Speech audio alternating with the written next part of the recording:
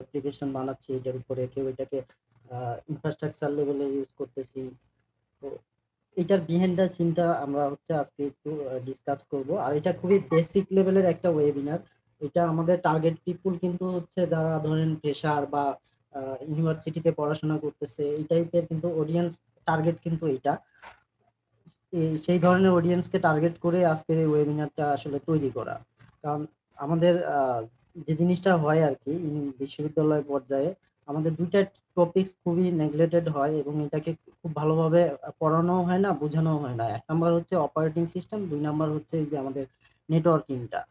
তো এটার সাথে যে আমাদের সব বাকি সবকিছু জড়িত এবং এটা যে অন্যান্য বিষয়ের জন্য এসেনশিয়াল, এটা আপনারা বুঝতে পারেন তখন যখন আপনারা একটা মোটামুটি পর্যায়ে চলে গেছেন, একটা মিড লেভেল পর্যায়ে চলে গেছেন, কাজ করতেছেন, তখন আপনার এটা অনুভব করবেন যে আমার এটাতে বিশাল একটা লেভেলস আছে। তখন আপনাকে আবার পিছনে ফিরে এগুলো পড়াশোনা করতে হবে।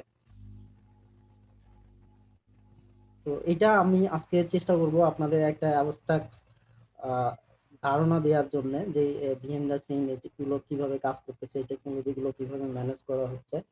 তার আগে আমি আমার সম্পর্কে একটু বলি। আমার নাম মোহাম্মদ মেহেদী হাসান। আমি সিস্টেম এবং নেটওয়ার্ক প্রফেশনাল হিসেবে কাজ করছি 2008 সাল থেকে। আমি 4টা প্রতিষ্ঠানে কাজ করছি এখন পর্যন্ত। লাস্ট আমি বাংলাদেশ রিসার্চ অ্যান্ড এডুকেশন নেটওয়ার্কে 8.5 বছর ছিলাম as a senior network engineer, senior system engineer, technology specialist, এগুলো পদ আমি হোল্ড করছি। বর্তমানে আমি ঢাকা বিশ্ববিদ্যালয়ে নেটওয়ার্ক ইঞ্জিনিয়ার হিসেবে আছি। ঢাকা বিশ্ববিদ্যালয়ের ইন্টারনেট এবং সার্ভার ইনফ্রাস্ট্রাকচার এটা আমি ম্যানেজ করে থাকি। পাশাপাশি আমি ক্যারিয়ার ডেভেলপমেন্টে কাজ করি। বিভিন্ন ট্রেনিং ইনস্টিটিউটে প্রফেশনাল টাইপের যে ট্রেনিং কোর্সগুলো আছে এগুলো কন্ডাক্ট করে থাকি। বেবি স্কিল থেকেও আমার একটা কোর্স রেগুলারলি কন্ডাক্ট করা হয়। আর পাশাপাশি কয়েকটা জায়গা থেকে আমি প্রফেশনাল কোর্সগুলো করাই থাকি।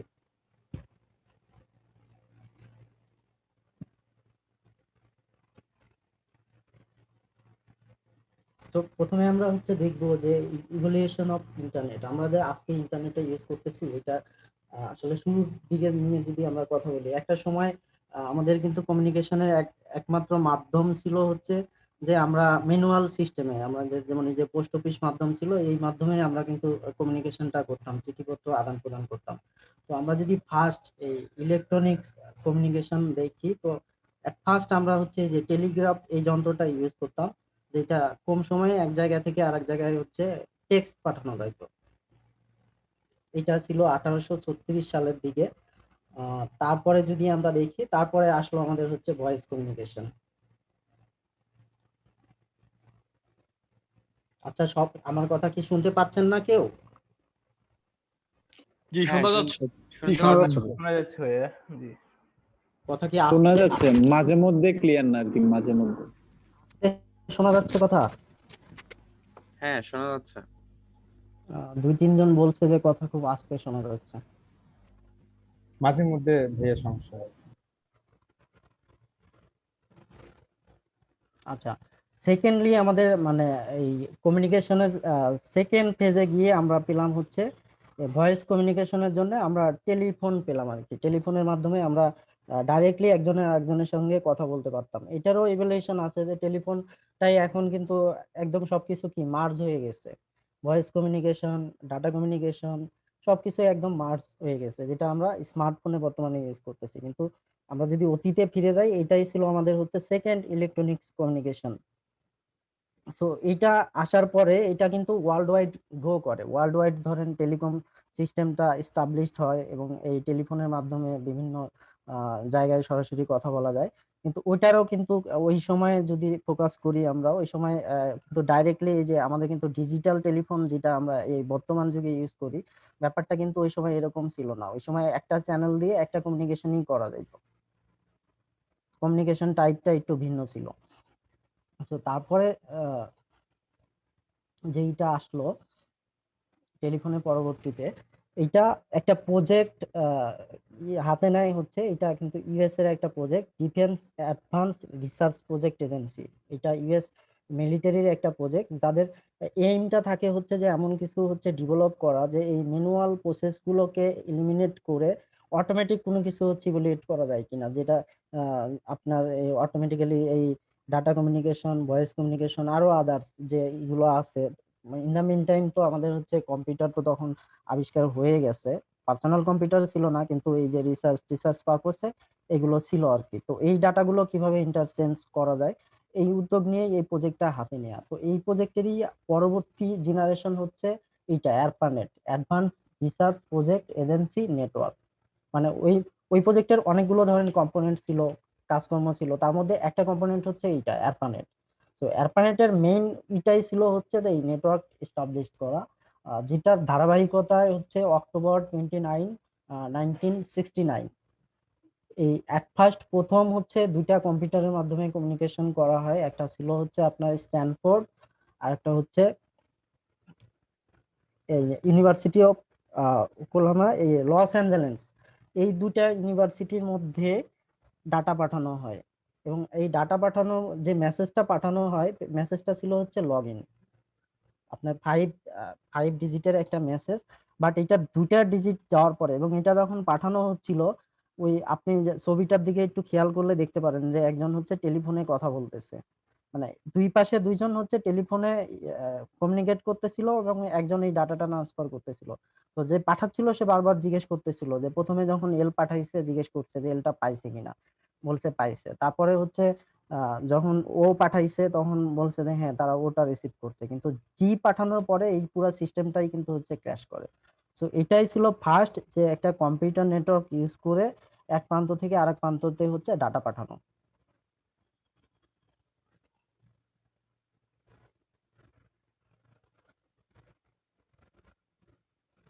তো এরপরে যেটা হয়, পরবর্তী বছরে এই নেটওয়ার্কটাকে আর একটু আপগ্রেড করা হয়। আপগ্রেড করার পরে এটা যেমন এর আগে ছিল হচ্ছে একটা ইসের মধ্যে স্যান ফ্রান্সিসকো আর লস অ্যাঞ্জেলেস, এটাকে আরো এক্সপ্যান্ড করা হয়। এক্সপ্যান্ড করে আপনার হচ্ছে এইদিকে এমআইটি, হার্ভার্ড, এবং হচ্ছে এই যে বিবিএন নামে একটা, এটা একটা কনসোর্টিয়াম আর কি।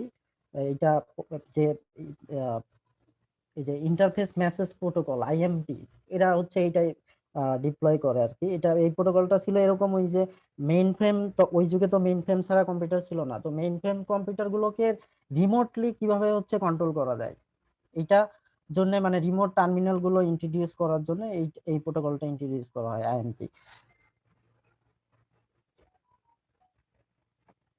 তো এইগুলোর মধ্যে এটা এক্সপ্যান্ড করা হয়। আর এই কমিউনিকেশন গুলো হয়তো কিন্তু টেকনোলজিটা ইউজ করা হয়তো প্যাকেট সুইচিং টেকনোলজি। কারণ আর এর আগে যে টেকনোলজিটা ছিল এটা হচ্ছে সার্কিট সুইচিং। এটা প্যাকেট সুইচিং, সার্কিট সুইচিং এর মধ্যে একটা তফাৎ আছে। এগুলো কিন্তু নেটওয়ার্কিং এর খুবই ফান্ডামেন্টাল। আপনার বিভিন্ন সময় পরীক্ষা পরীক্ষা দিতে গেলে বা ভাইবা দিতে গেলে যে প্রশ্নগুলোর সম্মুখীন হবে সেগুলো কিন্তু এই টাইপের, এই যে প্যাকেট সুইচিং টেকনোলজি কি, সার্কিট সুইচিং টেকনোলজি কি।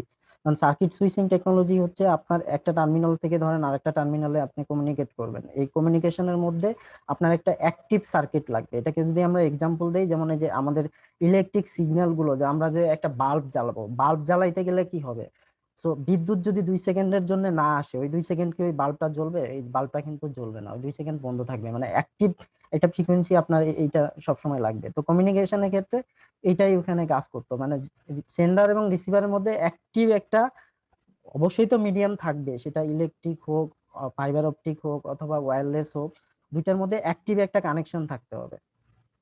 আর প্যাকেট সুইচিং এ যেটা হয় যে আপনার এই অ্যাক্টিভ কানেকশনটা অ্যাক্টিভ না থাকলেও হবে, মানে দুইটার মধ্যে কানেক্টিভিটি আছে, থ্রো ওয়্যার, থ্রো ওয়্যারলেস অথবা লেজার, যেটা দিয়েই হোক, কিন্তু এই ডাটাটাকে পাঠানো হবে, এটাকে ভেঙে ফেলা হবে, ভেঙে এটাকে প্যাকেট আকারে হচ্ছে সেন্ড করা হবে। তো প্যাকেটগুলো যখন ভেঙে ভেঙে যাবে তখন আপনার এই সার্কিটটা অ্যাক্টিভ থাকতে হবে না। তার মানে এটা সবচেয়ে বড় প্রাপ্তি হচ্ছে যে একই মিডিয়ামের মধ্যে দিয়ে মাল্টিপল মানুষের ডাটা, মানে মাল্টিপল টার্মিনালের ডাটা একসঙ্গে পাঠানো যাচ্ছে। তো এই টেকনোলজিটা ইউজ করা হয় কিন্তু এই কম্পিউটার নেটওয়ার্কে। এরপরে 1971 সালে প্রথম কিন্তু এই ইমেল সিস্টেম হচ্ছে ডেভেলপ করা হয়। ইমেল সিস্টেম তো এটা আপনাদের বোঝানোর কিছু নাই, আপনারা প্রতি মুহূর্তে এগুলো এখন ইউজ করতেছেন, এগুলো আমাদের লাইফের একটা পার্ট হয়ে গেছে। এবং ফার্স্ট টাইম ওইবারই প্রথম কিন্তু এই @, সিম্বলটা এটা ইউজ করা হয়, যেটা হচ্ছে ইউজার পার্ট এবং হচ্ছে কম্পিউটার পার্ট। কারণ আমরা সব সময় জানি যে আমরা যে পাবলিক ইমেল সার্ভিস গুলো ইউজ করি, ধরেন জিমেইল, আউটলুক বা ইয়াহু, যে পাবলিক সার্ভিস গুলো ইউজ করি, এখানে কিন্তু হচ্ছে হিউজ ইউজার থাকে, মিলিয়ন মিলিয়ন ইউজার আছে। তো এই ইউজার গুলোকে সে আইডেন্টিফাই করার জন্য কিন্তু দুইটা পার্ট থাকে, একটা হচ্ছে ডোমেন পার্ট, এখন তো আমরা ডোমেন ইউজ করি, একটা সময় তো ডোমেন নেম ছিল না। তো ডোমেন নেমেরও আগে কিন্তু ইমেল সার্ভিস আসছে, তো তখন হচ্ছে দুইটা পার্ট ছিল, ইউজার পার্ট এবং হচ্ছে কম্পিউটার যে নাম ওই পার্টটা ছিল। তো এই দুইটা পার্ট দিয়েই হচ্ছে ইমেলটা পাঠানো হতো, এবং তখন ইমেল সিস্টেমটাও এত আধুনিক ছিল না, কমান্ড লাইন ইন্টারফেস ইউজ করে একটা টার্মিনাল থেকে আরেকটা টার্মিনালে মেইলটা পাঠানো যাইতো।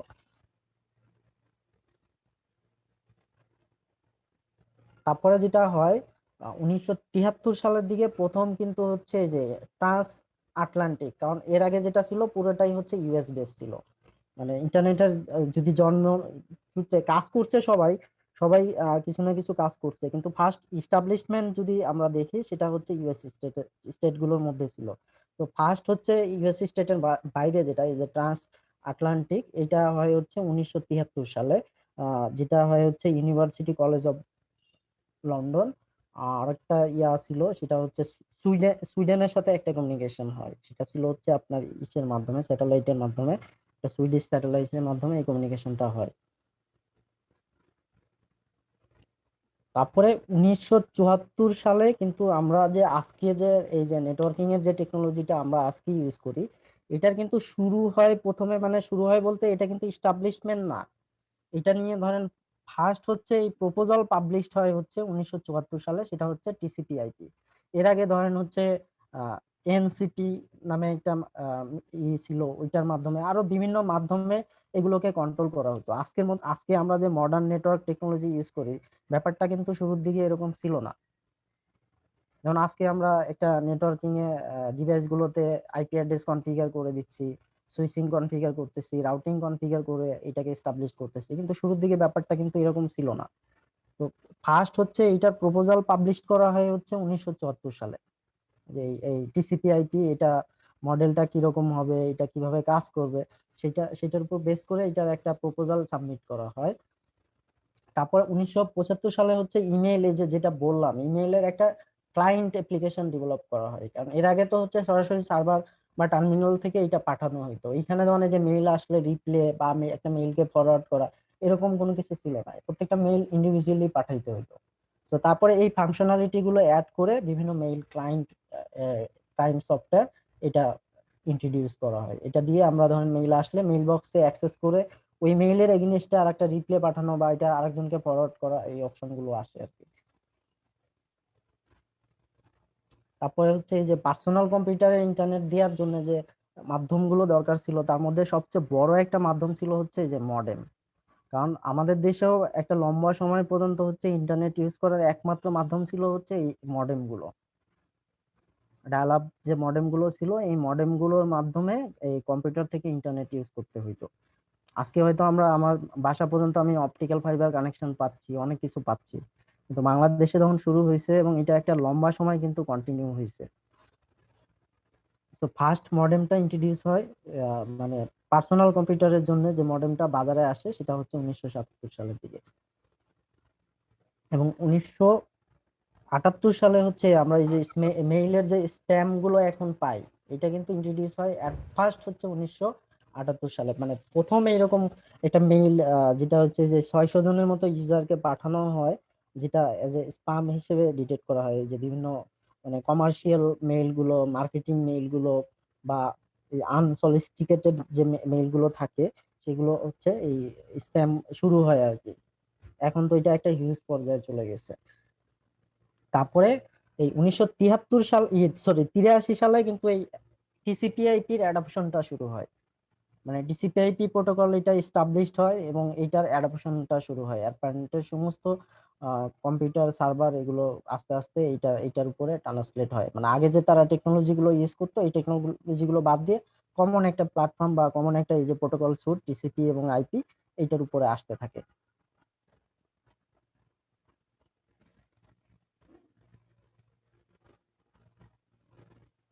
এবং সেম টাইম মানে পরবর্তী বছরে এই যে ডোমেইন নেম সিস্টেমটা ইন্ট্রোডিউস হয়। কারণ আজকে আমরা ইন্টারনেট ইউজ করি কিভাবে, নাম দিয়ে বিভিন্ন ওয়েবসাইটে আমরা যে নামগুলো ইউজ করি, এটা কিন্তু বিহাইন্ড দ্য সিনে যে জিনিসটা কাজ করে ম্যাজিক বক্স হিসেবে, সেটা হচ্ছে ডোমেইন নেম সিস্টেম। তো ডোমেইন নেম সিস্টেম যদি না থাকতো, মানে ডোমেইন নেম সিস্টেমের আগে এটাকে যেভাবে ম্যানেজ করা হইতো, আগে তো ধরেন আহ, এই ইন্টারনেটের হোস্ট সংখ্যা তো গণনা করা যেত, কাউন্ট করা যেত। এই মুহূর্তে কিন্তু ওই রকম পজিশনে আমরা নাই যে টোটাল নাম্বার অফ হোস্ট এটা কাউন্টেবল, বাট এটা হিউজ একটা নাম্বার কিন্তু ছাড়াই গেছে।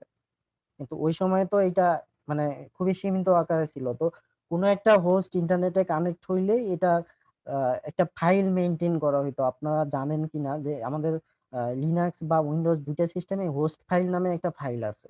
তো এই হোস্ট ফাইলের মধ্যে আমরা যদি কোনো নাম, আইপি অ্যাড্রেসের এগেইনস্টে কোনো নাম যদি লিখে রাখি, ওইটাই কিন্তু ফার্স্ট হচ্ছে রিজলভ করে। মানে আমি কোনো ডোমেন, সাপোজ ধরেন facebook.com এর একটা অরিজিনাল অ্যাড্রেস তো আছে, এটার এগেইনস্টে যদি আমি আমার নিজের ফাইলে যেটা লিখে রাখবো, সেটা কিন্তু ফার্স্ট প্রায়োরিটি থাকে। একটা লম্বা সময় কিন্তু এই মাধ্যমেই এই আহ, নাম নামগুলো ইউজ করা হইতো, হোস্টের নামগুলো এই হোস্ট ফাইলে লিখে রাখা হইতো। তারপরে যেটা হইলো যে এফটিপি সার্ভার আসার পরে, এফটিপিও 73 দিকে ইন্ট্রোডিউস হয়েছে। এফটিপি সার্ভার আসার পরে সেন্ট্রাল একটা এফটিপি সার্ভারের মাধ্যমে এই সমস্ত হোস্ট গুলো, এটা একজন অ্যাডমিনিস্ট্রেটর ছিল, সেটাকে ধরেন মেইনটেইন করতো। তো যারা এটা ইউজ করতো, ধরেন আমি একটা হোস্ট নতুন ইন্ট্রোডিউস করলাম, তো অ্যাডমিনিস্ট্রেটরকে একটা ইমেল দিতে হইতো যে আমার এই হোস্টটা আমি নতুন কানেক্ট করছি, এটাকে অ্যাড করে দিতে। তো সে সেন্ট্রালি এটা অ্যাড করতো এবং সবাই এটাকে পিরিয়ডিক্যালি হচ্ছে আপডেট করতো। ধরেন একটা নির্দিষ্ট সময় পর পর লেটেস্ট হোস্ট ফাইলটা সে ডাউনলোড করে রাখতো তার অ্যাড্রেস বুকে, মানে তার হোস্ট ফাইলটাকে এটা এই সেন্ট্রাল হোস্ট ফাইল দিয়ে রিপ্লেস করতো। তো এইভাবে একটা লম্বা সময় পর্যন্ত চলছে আর কি, এই মানে অ্যাড্রেস গুলোকে নাম দিয়ে পাওয়ার জন্য। তারপরে যেটা হলো, তারপরে আসছে কিন্তু এই domain name system. Domain name system আসার পরে ধরেন লাইফটা অনেক ইজিয়ার হয়ে গেছে, যে এটা একটা হ্যাঁ স্যার, ডিস্ট্রিবিউটেড। ডিএনএস আসার পরেই ভালো হয়েছে। হ্যাঁ, মানে এই মানে আমাদের আজকের এইটার উদ্দেশ্যটাই কিন্তু এটা, যে আমাদের পুরোনো যে জিনিসগুলো, ধরেন আপনারা যারা ফ্রেশার আছেন অনেকে হয়তো এটার সাথে পরিচিতও না। আমি তো বললাম প্রথমে যে এই টপিকস গুলোকে খুবই, কারণ আমি নিজেও তো কয়েকটা ইউনিভার্সিটিতে পড়াশোনা করছি বা আরো বিভিন্ন ইউনিভার্সিটিতে যাওয়া আসা আছে, কি কারিকুলাম কি পড়ানো হয় না হয়, তো এগুলোকে খুবই নেগলেক্ট করা হয়, সেভাবে পড়ানো হয় না, সেভাবে বোঝানো হয় না। কিন্তু এগুলো কিন্তু অনেক এসেনশিয়াল। আমি যতটুকু বলতেছি, এগুলো তো ধরেন বেছে বেছে কয়েকটা জিনিস নেওয়া, কিন্তু এটা ডিটেলস কিন্তু সবার জন্যই এসেনশিয়াল। এটা তো ধরেন আমরা হিস্ট্রি, এটা তো মানে একদম খুবই বেসিক পার্ট, কিন্তু হুম হুম এই হুম। যে ডোমেইন নেম সিস্টেমে ধরেন বিশাল একটা জগৎ আছে, আপনার নেটওয়ার্কিং এর বিশাল একটা জগৎ আছে, প্রত্যেকটা টপিক্সেরই আলাদা আলাদা জগৎ আছে, যেটা কিন্তু এই নামটা জানি কিন্তু ব্যাকগ্রাউন্ড গুলো আসলে হ্যাঁ ওইভাবে ক্লিয়ার না। হ্যাঁ। তো প্রত্যেকটা টেকনোলজিরই কিন্তু জগৎ আছে। আমরা আজকে হয়তো হিস্ট্রিটা একটা শর্ট ডেসক্রিপশন শুনতেছি, কিন্তু এটার তো কারিকুলামটা ওইভাবে ডিজাইন করা উচিত যে প্রত্যেকটা যেন আপনি একটা অ্যাবস্ট্রাকশন নিয়ে আসতে পারেন, এবং যেগুলো না জানলেই নয়। যেমন ডোমেন নেম সিস্টেমটা, এটা আমি মনে করি ইউনিভার্সিটি সিস্টেমে মানে ইউনিভার্সিটি লেভেলে প্রত্যেকটা স্টুডেন্টকে খুব ভালোভাবে বোঝানো উচিত। প্রোগ্রামিং এর বেসিকটা তাও মোটামুটি পড়ানো হয়, কিন্তু এই জিনিসগুলো বোঝানোই হয় না সেভাবে। কিন্তু ডোমেন নেম সিস্টেমটা একদম এসেনশিয়াল একটা জিনিস, এটা প্রত্যেকটা ইউনিভার্সিটি স্টুডেন্টদের খুবই ভালোভাবে জানা উচিত আমি মনে করি। তো এইটা আসার পরে এবং এটার উপরে বেস করেই কিন্তু আমাদের আজকে ইন্টারনেটটা দাঁড়ায় আছে। আর এটা এমন সুন্দরভাবে ডিজাইন করা যেন আপনি মানে পুরো জিনিসটাই হচ্ছে ডিস্ট্রিবিউটেড এবং হায়ারার্কিক্যাল একটা স্ট্রাকচার তৈরি করা হয়েছে। তার ফলে কি হয়েছে যে সবাই এটাকে ম্যানেজ করতে পারতেছে যার যার জায়গা থেকে। কোনো সেন্ট্রাল এক মানে কাউকে কারোর উপর ডিপেন্ডেন্ট থাকতে হচ্ছে না। যেমন এর আগে কি ছিল, যেমন এটা যখন ছিল না তখন কিন্তু একটা সেন্ট্রাল অ্যাডমিনিস্ট্রেটর উপরে পুরো জিনিসটা ডিপেন্ডেন্ট ছিল, কিন্তু এখন এমন একটা স্ট্রাকচার তৈরি করা হয়েছে কেউ কারোর উপর ডিপেন্ডেন্ট না। যেখানে ডিপেন্ডেন্ট সেখানে অটোমেশন আছে, যে আপনি অটোমেটিক্যালি আপনাকে টুলস প্রোভাইড করা হচ্ছে আপনার ইনফরমেশন গুলো আপডেট করার জন্য। আবার আপনার ডোমেইন ইনফরমেশনের জন্য আপনিই রেসপন্সিবল। তো এটা কিন্তু ওয়ার্ল্ড ওয়াইড এইভাবে কাজ করতেছে পুরো জিনিসটা। আর এটার মাধ্যমে কিন্তু আমাদের আমাদের যে ইন্টারনেটের যে অ্যাপ্লিকেশন গুলো আছে, ইন্টারনেটের যে ইউজেসটা, আমি বলবো তো যে 95% প্লাস ইউজেস হচ্ছে আমরা এই ডোমেন নেমের উপর বেস করে করি। কারণ আমরা আপনারা প্রায় 29 জন আছেন, আমি যদি আপনাদেরকে প্রশ্ন করি যে আপনি কয়টা আপনার অ্যাপ্লিকেশন হোস্টের অ্যাড্রেস আপনার মনে আছে, আপনার মনে হয় গুগলের আইপি অ্যাড্রেসটা বলতে পারবেন না, পারবেন কি? সব আইপি অ্যাড্রেস তো মনে রাখা পসিবল না। ইভেন ইভেন আপনাদের নিজের নিজের যাদের ওয়েবসাইট আছে, ব্যক্তিগত বা প্রাতিষ্ঠানিক ওয়েবসাইট আছে, সেটারও অনেকে হয়তো নিজের আইপি অ্যাড্রেসটাও বলতে পারবেন না যে আমার নিজের ওয়েবসাইটটা কোন আইপি অ্যাড্রেসে আছে, only because of domain name system. হ্যাঁ সেটাই তো। তো এই এই ইভ্যালুয়েশনটা মানে এই এই দুইটাটা মানে এর আগে আমরা যে ডিসকাস গুলো করলাম তার মধ্যে ধরেন এই টিসিপি আইপি এবং এই ডোমেইন নেম সিস্টেম, এটা হচ্ছে একটা মেসিভ ডেভেলপমেন্ট, মানে পুরো জিনিসটার চেহারাই কিন্তু পাল্টাই দিছে। আর এই পর্যন্ত কিন্তু এটা কিন্তু পাবলিক ডোমেইনে আসে নাই, মানে এটা যে সবার জন্য উন্মুক্ত এরকম কিন্তু ছিল না। ইন্টারনেটটার জন্ম হয়েছে কিন্তু একটা গবেষণাগার থেকে, গবেষণার ফসল এটা, এবং একটা লম্বা সময় পর্যন্ত এটা ইউজ করছে, মানে এটার ফ্যাসিলিটি ভোগ করছে একটা কমিউনিটি, টার্গেটেড কমিউনিটি এটার ফ্যাসিলিটি ভোগ করছে। মানে মোস্টলি গবেষণার জন্য এটা ইউজ করা হয়েছে, কিন্তু পাবলিক ডোমেন আজকে আমরা যেভাবে ইউজ করতেছি, আজকে আমাদের ইন্টারনেট ছাড়া আমাদের জীবন অচল, এটা কিন্তু আরো অনেক পরে আসছে। জি। তার মধ্যে এই যে 1989 সালে প্রথম প্রপোজাল আসে হচ্ছে এই যে আমাদের মোস্ট কমন যেটা, যেমন অনেকে আমরা ইন্টারনেট বলতে কিন্তু অনেককে যদি বলেন যে ইন্টারনেট জিনিসটা কি, এবং অনেক সময় সংজ্ঞাও দেয় এটা যে ওয়ার্ল্ড ওয়াইড ওয়েব যেটা WWW, এবং ওনাকে ইন্টারনেটের জনকও বানাই দেয় অনেকে। টিম বার্নার্স লি উনি যে এই যে ওয়ার্ল্ড ওয়াইড ওয়েব এটা উনি ইন্ট্রোডিউস করছে, তো ওনাকে কিন্তু ইন্টারনেটের জনকও বানাই দেয় অনেকে। কিন্তু ইন্টারনেট তো এই জায়গা থেকে শুরু না, এটা থেকে আসে নাই। তো এই এই 1989 সালে উনি একটা প্রপোজাল দেয় যে এই ওয়ার্ল্ড ওয়াইড ওয়েব এটা হাইপার টেক্সট ইউজ করে কিভাবে এই অ্যাপ্লিকেশন ডেভেলপ করা যায়, সেটা যেটার পিছনে আপনার সাপোর্ট ছিল হচ্ছে এই যে সানের একটা সাপোর্ট ছিল। এটাকে আপনার মানে সফল হওয়ার জন্য এইখানে ফান্ডিং টান্ডিং বা আরো আদার যেসব কাজকর্ম ওইখানে ভালো একটা ই ছিল সানের। তারপরে যেটা এই যে 1990 সালে প্রথম এই যে কমার্শিয়াল ডায়াল আপ আইএসপি হচ্ছে এটা যাত্রা শুরু করে, যেখানে মানে চাইলেই যে কেউ এই কমার্শিয়ালি এই সার্ভিসটা নিতে পারতো। এর আগ পর্যন্ত কিন্তু এরকম ছিল না।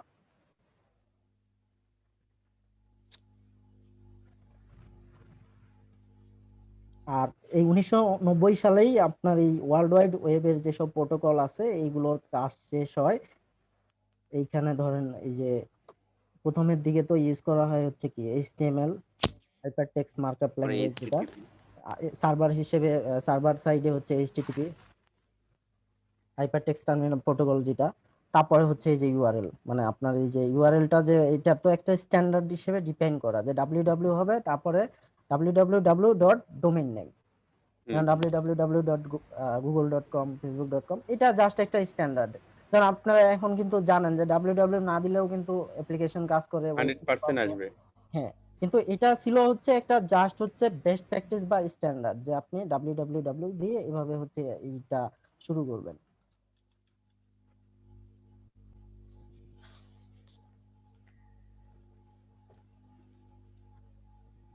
মানে আপনার প্রথমত 100% হচ্ছে এইচটিটিপির উপর ডিপেন্ড করতে হবে, তারপরে না না আসবে না, হচ্ছে। হ্যাঁ এইচটিটিপি না, এইচটিটিপি স্টিল এটাই প্রোটোকল, এটার বিভিন্ন ভার্সন আসতেছে। এটা ধরেন সিকিউরটা আবার এইচটিটিপিএস হইছে, এটা এখন পর্যন্ত এই ওয়েবের জন্য এটা স্ট্যান্ডার্ড প্রোটোকল। এটা ডেভেলপমেন্ট হচ্ছে, কিন্তু এই এই ওয়ার্ল্ড ওয়াইড ওয়েবের যে কনসেপ্টটা ছিল, যে প্রপোজালটা ছিল, এটা ফিনিশড করার জন্য তো এই টেকনোলজি বা এই প্রোটোকল গুলোকে এস্টাবলিশড করতে হয়েছে। সাপোজ ধরেন আমি world wide web without HTTP, এটা ছাড়া তো সম্ভব না, তাই না? তো এই ওয়ার্ল্ড ওয়াইড ওয়েব যখন ইন্ট্রোডিউস হয়েছে, এট দ্য সেম টাইম ধরেন একটা ল্যাঙ্গুয়েজ লাগছে যেটার মাধ্যমে এই কন্টেন্ট গুলো আপনি প্রোভাইড করবেন, তারপরে এটাকে রান করানোর জন্য আপনার একটা সার্ভার সাইড প্রোটোকল লাগছে, যেটা এই যে এইচটিটিপি। তারপরে এটাকে যে আপনি ব্রাউজ করবেন, এটা ব্রাউজ করার জন্য তো ইউআরএল কনসেপ্টটা আসছে। হ্যাঁ, হ্যাঁ, তো এই চেইন অফ কমান্ড একটার পর একটা হ্যাঁ, আসতে আছে। তিনটাকে কম্বাইন করে কিন্তু আমরা এই যে ওয়ার্ল্ড ওয়াইড ওয়েবের একটা ফাইনাল রূপ পাচ্ছি। আর এটা ছিল হচ্ছে ওই যে ফার্স্ট ওয়ার্ল্ড ওয়াইড ওয়েবের যে ওয়েবসাইটটা ছিল, এটা হচ্ছে সেটা আর কি, সেই সাইটটা।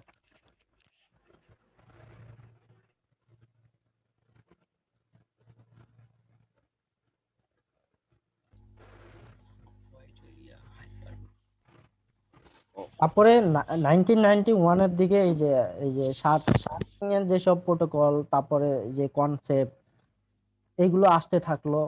1991-এ আবার হচ্ছে আপনার এই যে মিউজিকের জন্য একটা স্ট্যান্ডার্ড ডিফাইন করা হয়, যে এমপি3, যেটা স্টিল নাও আমরা এটাকে ইউজ ইউজ করি, এমপি3। এটাও কিন্তু 1991-এ এটা করা হয়েছে, এবং ওই বছরেই কিন্তু এই যে ফার্স্ট ওয়েব ক্যাম ইন্ট্রোডিউস করানো হয়। আপনার এই যে এখানে আমি একটা স্ক্রিনশটও দিচ্ছি, এটা ছিল first webcam. X copy.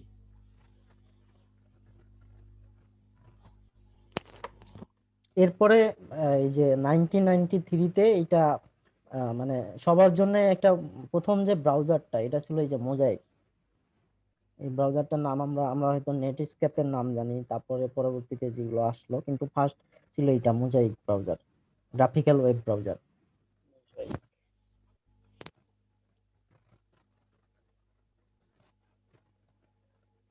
এবং first web base email service এটা কিন্তু ছিল হটমেইলের। আজকে হয়তো আমরা এটা ভুলতেই বসছি আর কি। হ্যাঁ, মনেই নাই তো, বাকি এটার হ্যাঁ, মধ্যে মনে হচ্ছে যে হটমেইল কিন্তু ছিল ফার্স্ট এই ওয়েব বেস ইমেইল সার্ভিস আর কি। ধরেন এখন তো আমরা এগুলো মানে পরবর্তী এটা ধরেন আপডেট ভার্সন হচ্ছে মাইক্রোসফট আবার, হটমেইল তো মাইক্রোসফটেরই। হ্যাঁ মাইক্রোসফটের পরে নতুন নতুন নামে এখন আমরা পাচ্ছি, কিন্তু ওইটা তো আর নাই, হটমেইলটা তো আর নাই। তো এটাই ছিল কিন্তু first web base mail. Web base মেইলের সুবিধাটা হচ্ছে, এর আগে মেইল সিস্টেম ছিল হচ্ছে ক্লায়েন্ট বেস, মানে আমাকে ক্লায়েন্টের একটা web mail client, mail client use করে এটাকে ইউজ করতে হইতো। আর ওয়েব মেইলের সুবিধা হচ্ছে যে আপনাকে কিন্তু লোকাল মেশিনে কোনো কিছু ক্যারি করতে হচ্ছে না, আপনি যে কোনো জায়গা থেকে যেমন হটমেইল বা জিমেইলে লগ ইন করে আপনি আপনার মেইলগুলোকে অ্যাক্সেস করতে পারতেছেন। এটা একটা সুবিধা লোকালি। যেমন আমাদের একটা লম্বা সময় পর্যন্ত আমাদের প্রাতিষ্ঠানিক ইমেইল গুলো, এটা আমাদেরকে লোকালি ক্যারি করতে হতো। লোকালি ক্যারি করতে হতো কেন? কারণ এটা আমরা যখন হচ্ছে আহ ওই সার্ভারে তো আগে স্টোরেজটা ওই পরিমাণ ছিল না। আমি নিজেই যখন শুরু করছি, আমার সার্ভারে যে স্টোরেজ ছিল, সমস্ত মেইল ইউজারদেরকে আমার হচ্ছে সার্ভারে মেইল রাখা সম্ভব হতো না, তাদেরকে আমার মেইলটা ডাউনলোড করায় নিতে হতো। কিন্তু এখন তো আমাদের এইগুলো আস্তে আস্তে day by day technology update হচ্ছে, সলিউশন হচ্ছে, কিন্তু একটা লম্বা সময় কিন্তু আমাদেরকে এভাবেই কিন্তু ফাইট দিতে হচ্ছে, যেটা আপনারা পরবর্তী প্রজন্ম হয়তো এগুলো ওইভাবে জানবেন না। আগে ওয়েবমেল সার্ভিস দিতে গেলে সেই পরিমাণ স্টোরেজ লাগতো।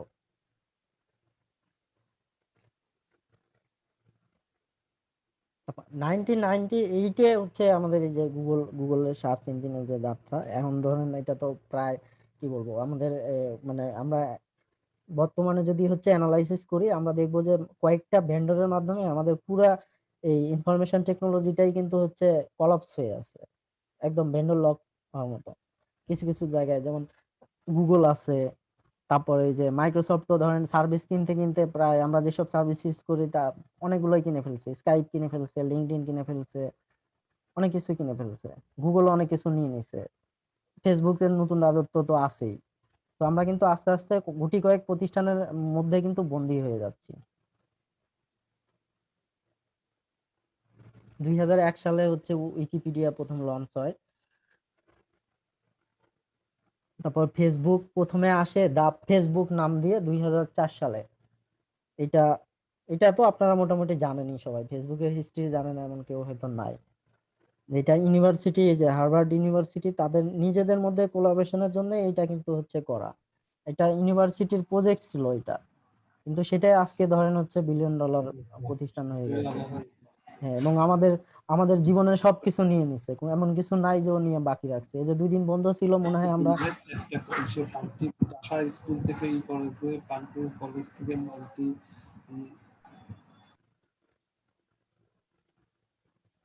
তো তারপরে পরপর 2004 সালে ধরেন ফেসবুক আসলো, তারপরে ইউটিউব এবং হচ্ছে টুইটার। তো এগুলো আসার পরে বাকিটা ইতিহাস, বাকিটা তো আপনারা সবাই জানেন কি হচ্ছে আমরা এবং কোন পর্যায়ে চলে গেছি। তো এইটা একটা অ্যাবস্ট্রাকশন ভিউ যে আমরা ইভলিউশনটা কোন জায়গা থেকে শুরু হয় এবং কোথায় আমরা এসে পৌঁছাইছি। তো এটা প্রায় 200 বছরের একটা হিস্ট্রি, 200 বছর ফুল না কিন্তু 200 বছরের এইটাই অ্যানালাইসিস করলে যে আমরা কিন্তু অনেক দূর আগে চলে আসছি, যে 200 বছর আগে প্রযুক্তি কোথায় সেখানে আমরা বর্তমানে কোথায় হচ্ছে এক্সিস্ট করতেছি। তো এরপরে যদি আমরা যাই এগুলো শিখলাম, মানে জানলাম হচ্ছে পিছনের ঘটনাগুলো। বর্তমানে আমরা যে মডার্ন ইন্টারনেটটা ইউজ করতেছি, তো এই মডার্ন ইন্টারনেটটা কিভাবে অপারেট করতেছে, কিভাবে কাজ করতেছে, কারণ ইন্টারনেট তো আলাদা কিছু না। ইন্টারনেট হচ্ছে নেটওয়ার্ক অফ নেটওয়ার্ক, মানে একাধিক নেটওয়ার্ক একসাথে সংযুক্ত হয়ে গ্লোবালি যখন এটা এভেলেবল হয়েছে, তো এটাকে আমরা হচ্ছে ইন্টারনেট বলতেছি, আলাদা কিন্তু কোনো কিছু না। আরেকটা বিষয় হচ্ছে যে এইখানে এই যে সার্ভিস গুলো কিন্তু কিছু কিছু ফিল্টার সার্ভিস নাই, ব্যাপারটা তা না, কিন্তু মোস্ট অফ দা সার্ভিস কিন্তু হচ্ছে গ্লোবালি এভেলেবল। বাকি যে যেসব নেটওয়ার্ক আছে ইন্টারনেট ছাড়াও কিন্তু ইন্টারন্যাশনাল অনেক নেটওয়ার্ক আছে। আপনি ধরেন যেমন এই যে টেলিকমিউনিকেশনের আলাদা নেটওয়ার্ক আছে, তারপরে বিভিন্ন কমিউনিটি এরা আলাদা আলাদা নেটওয়ার্ক আছে। ইভেন আপনারা যদি এই যে অপটিক্যাল ফাইবার ডায়াগ্রাম গুলো দেখেন এটারও আলাদা আলাদা, কিন্তু ফাইনালি আমরা যেটাকে ইন্টারনেট বলতেছি বিহাইন্ড দ্য সিনে তো অনেক কিছু কাজ করতেছে, তাই না? কারণ এটা আমরা পাচ্ছি আমার বাসায় বসে, যে আমার বাসাকে কানেক্ট করে দিচ্ছে, এই যে আশাটা, যে একটা সোর্স থেকে ডেস্টিনেশন পর্যন্ত এই যে কানেক্টিং মেথডটা, এটা তো একটা ইকোসিস্টেম আছে। তো এই ইকোসিস্টেমটা আপনাদের একটু ভালোভাবে জানা দরকার। তো ইকোসিস্টেমটা যদি আমরা হচ্ছে একটু পর্যালোচনা করি, দেখেন এটাকে কয়েক ভাগে ভাগ করা যায়, 6টা কম্পোনেন্টে ভাগ করা হয়েছে এবং প্রত্যেকটা কম্পোনেন্টে অনেকগুলো সাবমডিউল আছে। এইটা ইন্টারনেট সোসাইটি থেকে এটা এই এই বিভক্তটা করা আর কি। আমি যে এই যে পিকচারটা দিছি এই মডেলটা, এটা ইন্টারনেট সোসাইটি থেকে হচ্ছে প্রোভাইড করা। তো এটা 1 নাম্বার যদি আমরা বলি যে ইন্টারনেটটা আসলে মেইন গেটওয়ে অফ ইনফরমেশন, যে যেখান থেকে আমরা হচ্ছে সব ধরনের সার্ভিস গ্লোবালি যারা সার্ভিস প্রোভাইডার তারা এটাতে প্রোভাইড করতেছে এবং আমরা চাইলেই এটার মাধ্যমে সব ধরনের ইনফরমেশন পাচ্ছি, পার্সোনাল হোক, গভর্নমেন্টের যেসব সার্ভিস বলেন, ইন্টারন্যাশনাল যেসব সার্ভিস আছে সবকিছু কিন্তু আজ আমরা ইন্টারনেটের মাধ্যমে পাচ্ছি। আর একটা মানে খুবই ইম্পর্টেন্ট থিং সেটা হচ্ছে এইটার মডেলটা হচ্ছে multi stakeholder model. Multi stakeholder model বলা হয় সেই সব জিনিসকে যেখানে হচ্ছে কারোর একক কর্তৃত্ব থাকে না। মানে এটা যদি আপনারা আমরা ইতিহাস জানলাম যে এটা ইউএস এর একটা প্রজেক্টের মাধ্যম থেকে এটার জন্ম, কিন্তু এটার আহ, বর্তমানে কিন্তু এইটার পিছনে কারোর কিন্তু একক কর্তৃত্ব নাই, যে ইউএস এটা হ্যান্ডেল করবে বা ইউকে এটা হ্যান্ডেল করবে বা অমুক দেশ এটাকে হ্যান্ডেল করবে, এই ব্যাপারটা কিন্তু এরকম না। এখানে কিন্তু মাল্টি স্টেক হোল্ডার মডেল, এবং এটা আমরা ইন্টারনেট গভর্নেন্স পার্টে আর একটু ডিটেল জানার চেষ্টা করব। তারপরে এটা কিন্তু কন্টিনিউ, এটা ডেভেলপমেন্ট একটা সিস্টেম, ডে বাই ডে এটা নিয়ে কাজ হচ্ছে, রিসার্চ হচ্ছে এবং নতুন নতুন টেকনোলজি এটা অ্যাডাপ্ট হচ্ছে। তো আমরা কম্পোনেন্ট গুলো যদি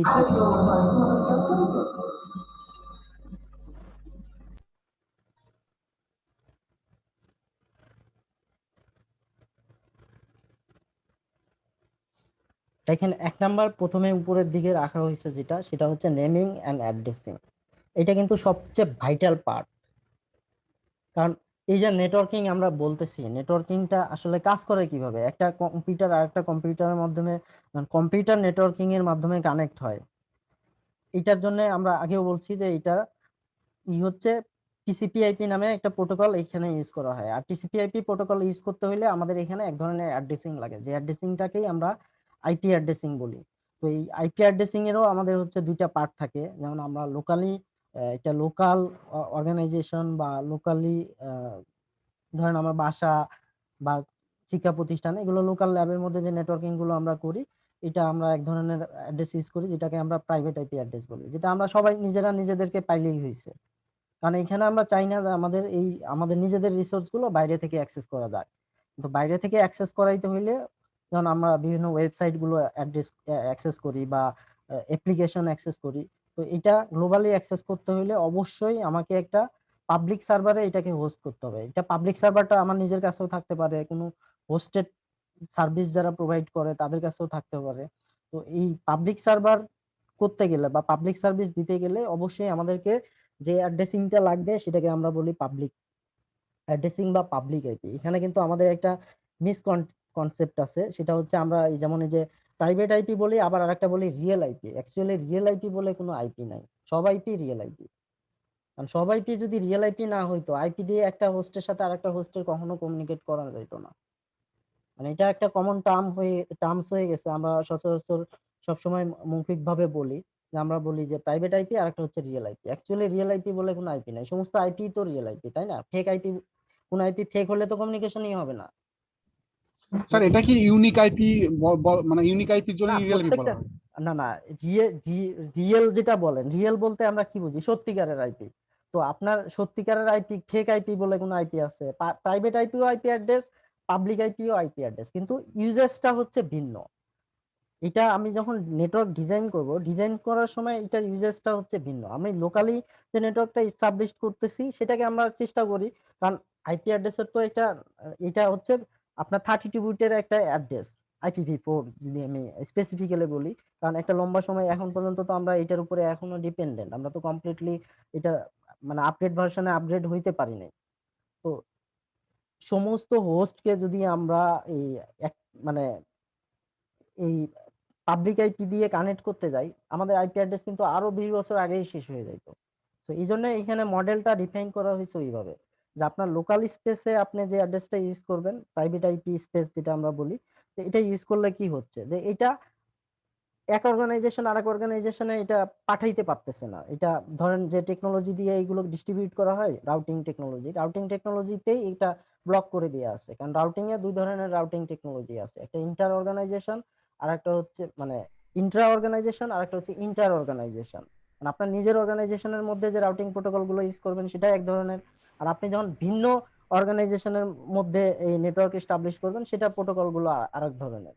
রাউটিং প্রোটোকলই ভিন্ন করে দিচ্ছে। তার কারণে কি হচ্ছে, আপনি যখন প্রাইভেট আইপি স্পেস ইউজ করতেছেন, এটা পাবলিকের সাথে কোনো কনফ্লিক্ট করতেছে না, কিন্তু সমস্ত আইপি কিন্তু হচ্ছে রিয়েল আইপি। মানে আমরা রিয়েল আইপি বলতে স্পেসিফিক্যালি পাবলিক আইপি কে এখন বুঝাই।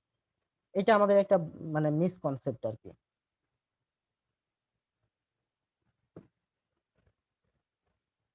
তো এই হ্যালো। জি বলেন।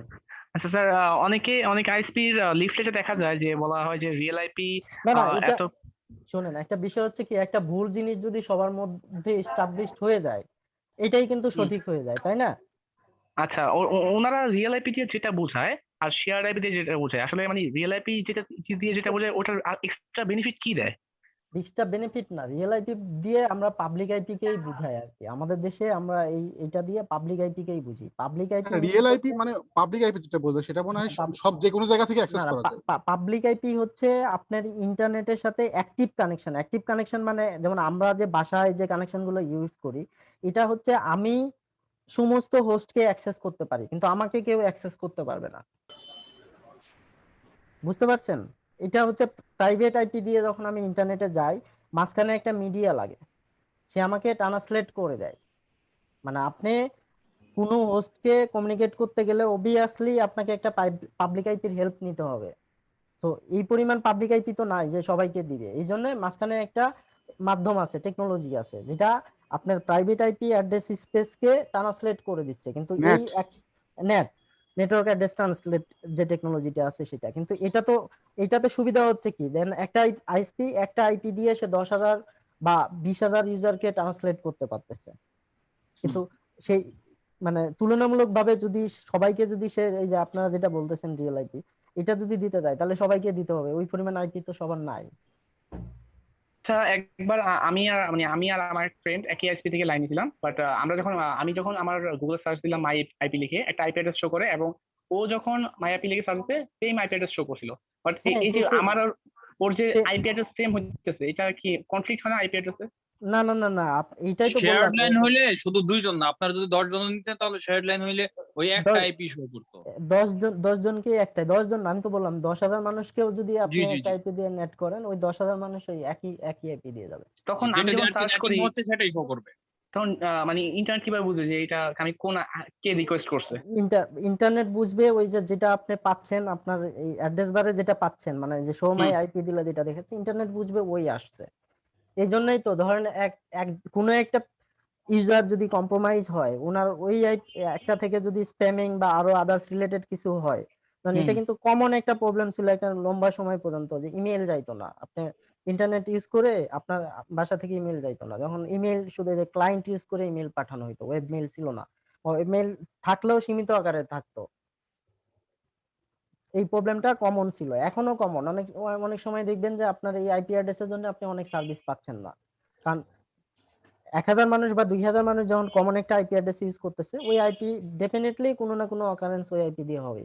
কারণ মোস্ট কারণ অফ দা, একজন একটা স্প্যামিং করলে ওটার ফল্ট সবাইকে ভোগ করতে নট হবে। অনলি স্প্যামিং, আরো others অনেক অনেক ধরনের সিকিউরিটি ইস্যু আছে যেটা এর মাধ্যমেই হয়। এখন তো ধরেন আমরা যে অপারেটিং সিস্টেম ইউজ করতেছি, ধরেন আমাদের এখন most of the operating system user যারা ইউজ করি উইন্ডোজ 10 এ তো ডিফল্ট ফ্রি একটা অ্যান্টিভাইরাস হলেও থাকে, কিন্তু উইন্ডোজ 10 এর আগে উইন্ডোজ 7 পর্যন্ত ধরেন ফ্রি অ্যান্টিভাইরাস ছিল না, বা কিনেও কেউ অ্যান্টিভাইরাস ইউজ করতো না, অনেক প্রবলেম ছিল। এখন তো ভেন্ডর প্রতিষ্ঠানগুলো যেমন অপারেটিং সিস্টেম যারা প্রোভাইড করতেছে, তারাও একটা লেয়ার পর্যন্ত সিকিউরিটি প্রোভাইড করতে কিন্তু বাধ্য হচ্ছে। মাইক্রোসফটের মতো প্রতিষ্ঠানও ফ্রিতে আপনাকে অ্যান্টিভাইরাস দিচ্ছে। এখন আপনি ফ্রি অ্যান্টিভাইরাস দিয়েও কিন্তু আপনার অনেক ধরনের প্রোটেকশন কিন্তু দিতেছে আপনার পিসিতে। আবার বুঝে না বুঝে ইন্টারনেটে গেলে এই যে এইটা ডাউনলোড করেন, এটা করলে এই হবে, এটা করলে সেই হবে, মিসগাইড করতেছে ইউজারকে। ইউজার তো না বুঝে, দেখবেন এরকম অনেক ইউজার আছে যে ব্রাউজার ওপেন করলে তার টুলবারই হচ্ছে অর্ধেক পাতা ভর্তি হয়ে যায়, ব্রাউজারে বিভিন্ন টুলবারে বুঝে নাই, ক্লিক করছে, ইনস্টল হয়ে গেছে। কর্পোরেট অফিস যারা ম্যানেজ করে তাদের তো আরো অনেক কষ্ট হয়ে যায়, কারণ কর্পোরেট অফিসের আইটি সাপোর্ট দিতে গেলে তো ইউজার, এই জন্য কর্পোরেট অফিসে বিভিন্ন ধরনের পলিসি অ্যাপ্লাই করা হয় যেন আপনি কোনো সফটওয়্যার ইনস্টল করতে না পারেন, ইউএসবি পোর্টে কোনো ইউএসবি ড্রাইভ মানে পেন ড্রাইভ লাগাইতে না পারেন, এগুলো অনেক ধরনের পলিসি ইমপ্লিমেন্ট করতে হয়। আচ্ছা, এবার আমরা হচ্ছে পয়েন্টে আসি। তো এই আইপি অ্যাড্রেস এটা ম্যানেজ করতে হয়। তারপরে হচ্ছে নেমিংটা হচ্ছে আমরা যে নাম দিয়ে ইউআরএল গুলো আর কি, এই যে ডোমেইন নেম অ্যাপ্লিকেশন গুলো যে ইউজ করি ব্রাউজারে, এই দুইটা জিনিসে কিন্তু কেউ না কেউ তো কন্ট্রোল করতেছে, তাই না? আমি কোথা থেকে পাচ্ছি ডোমেইন নেম গুলো, আপনার এই যে ইউজ করতেছি, যে এগুলো কোথা থেকে আসতেছে? আমি চাইলে কি আমার নামে একটা ডোমেইন আমি বানাইতে পারবো নিজের ইচ্ছায়? সো এইখানে কিন্তু আপনার কন্ট্রোলিং এর ইস্যু চলে আসে আর কি। আমি প্রথমে যেমন বললাম যে এইটার কন্ট্রোল এককভাবে কারোর কর্তৃত্ব নাই, আবার কিন্তু ঘুরে ফিরে কন্ট্রোলিং এর জায়গায় কিন্তু আবার চলে আসতেছে, তাই না? একটার সাথে কন্ট্রাডিকশন হয়ে গেছে। তো এগুলো আস্তে আস্তে ক্লিয়ার করবো আমি। তো এই যে এটার কন্ট্রোলিং এর জন্য কিছু প্রতিষ্ঠান আছে এটার জন্য কাজ করে। যেমন এটার সবচেয়ে হাইয়েস্ট বডি হচ্ছে আইক্যান, ইন্টারনেটের মানে এই নেম রিসোর্স টেকনোলজি এগুলো ম্যানেজ করার জন্য হাইয়েস্ট বডি হচ্ছে আইক্যান। এর কিছু সহযোগী প্রতিষ্ঠান আছে, এটা আমরা আস্তে আস্তে একটু ডিটেল জানবো আর কি। যেমন আয়ানা আছে, তো এদের মাধ্যমে আরো আছে হচ্ছে RIR, রিজিওনাল ইন্টারনেট রেজিস্ট্রি বলে। তো এই মাধ্যমে কিন্তু এই অ্যাড্রেসিং এবং নেমিং এই দুটা জিনিসই ম্যানেজ করা যায়। অ্যাড্রেসিং এর মধ্যে আছে এই যে GTLD, মানে ডোমেইন নেম গুলো কিন্তু দুই ধরনের হয়, একটা হচ্ছে জেনেরিক ডোমেইন নেম যেগুলো যে .com .net এগুলো দেখেন, আরেকটা আছে মানে এটা প্রত্যেকটা দেশে 2 ডিজিটের একটা কোড আছে, যেমন আমাদের .bd, ইন্ডিয়ার .in, পাকিস্তানের .pk, শ্রীলঙ্কার .lk, এরকম প্রত্যেকটা দেশের 2 ডিজিট একটা কোড আছে। ওই 2 ডিজিট কোডকে ডোমেন নেমে ইউজ করা হয় যখন, এটাকে তখন বলা হয় হচ্ছে CCTLD, country code top level domain. So এইগুলো ম্যানেজ করার জন্য টেকনিক্যাল প্রতিষ্ঠান হাইয়েস্ট বডি হচ্ছে আইক্যান, তারপরে হচ্ছে 5টা এই যে আরআইআর আছে, তারপরে হচ্ছে আয়না। আয়না হচ্ছে সহযোগী প্রতিষ্ঠান হিসেবে আরআইআর এর সাথে ডাইরেক্টলি কাজ করে অ্যাড্রেসিং এর জন্য। তারপরে হচ্ছে ধরেন এই যে এটা তো বলছি যে কন্টিনিউ হচ্ছে এটা ডেভেলপ হইতে থাকে, তাহলে এই যে স্ট্যান্ডার্ড গুলো যে ডেভেলপ হয় এটা তো আপনি চাইলে ধরেন একটা টেকনোলজি আপনি বানাইছেন ইন্টারনেটে, যেটা আহ, এই যে আমরা যে এক্সিস্টিং ইন্টারনেট ইউজ করছি, এটার ধরেন অনেক যেসব সমস্যা আছে এই সমস্যাগুলো সমাধান করে আপনি একটা টেকনোলজি বানাই ফেললেন। আপনি বানাই ফেললেন মানে এই না যে পরের দিন থেকে আপনার টেকনোলজি এখানে ইউজ করতে থাকবে আর কি। কারণ আমরা এর আগে কিন্তু দেখছি যে টিসিপি/আইপি ইন্ট্রোডিউস হয় কত 73 না 74 সালে, আর এটা ইমপ্লিমেন্ট হয় 83 সালে। তো একটা লম্বা সময় কিন্তু লাগছে যে এটাকে আপনাকে একটা শেপ দিতে। তো সেম ভাবে আপনি আজকে যে কাজটা করবেন এই কাজটা আপনি করবেন মানে এই না যে পরের দিন থেকে আপনার এটা ইউজ করা শুরু হবে। এটা বিভিন্ন বডি আছে, স্ট্যান্ডার্ড ডিফাইন করার জন্য বিভিন্ন বডি আছে। তার মধ্যে যেমন এই যে আইইটিএফ আছে, আইএবি আছে, আইআরএটিএফ হচ্ছে ইন্টারনেট ইঞ্জিনিয়ারিং ট্রান্সপোর্ট, আইএবি হচ্ছে ইন্টারনেট অ্যাডভাইজারি বোর্ড, আইআরটিটা ভুলে গেলাম, আইআরটিএফ।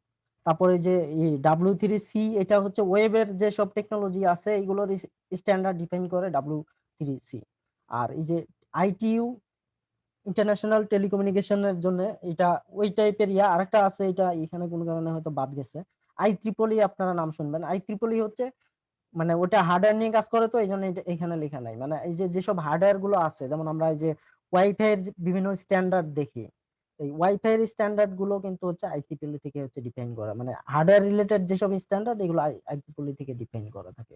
সো আপনাকে কোনো কিছু করতে গেলে এই এই বডি গুলোর মাধ্যমে আপনাকে আসতে হবে। যেমন আপনি অ্যাপ্লিকেশন রিলেটেড কিছু করলে W3C, তারপরে এই যে প্রোটোকল স্ট্যান্ডার্ড এগুলো নিয়ে কিছু করলে IETF, IAB, IRTF এগুলোর মাধ্যমে আসতে হবে। আর কিছু সার্ভিস আছে আমি বললাম যে ডিস্ট্রিবিউটেড হায়ারার্কিক্যাল সিস্টেম, তো তার মধ্যে একটা হচ্ছে যেমন এই যে রুট সার্ভার, ডোমেইন নেম সিস্টেমটাতে কাজ করতেছে ডিস্ট্রিবিউটেড ভাবে, টপ লেভেলে আছে হচ্ছে রুট সার্ভার।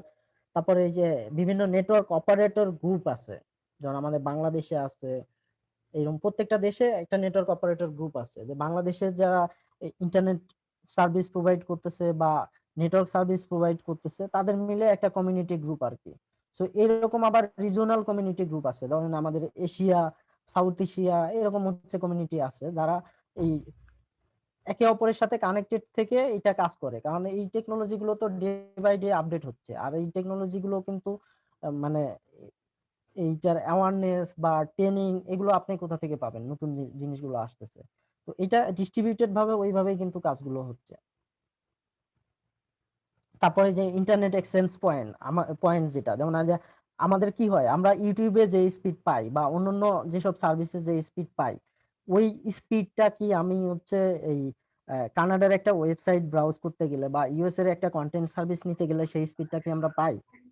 না।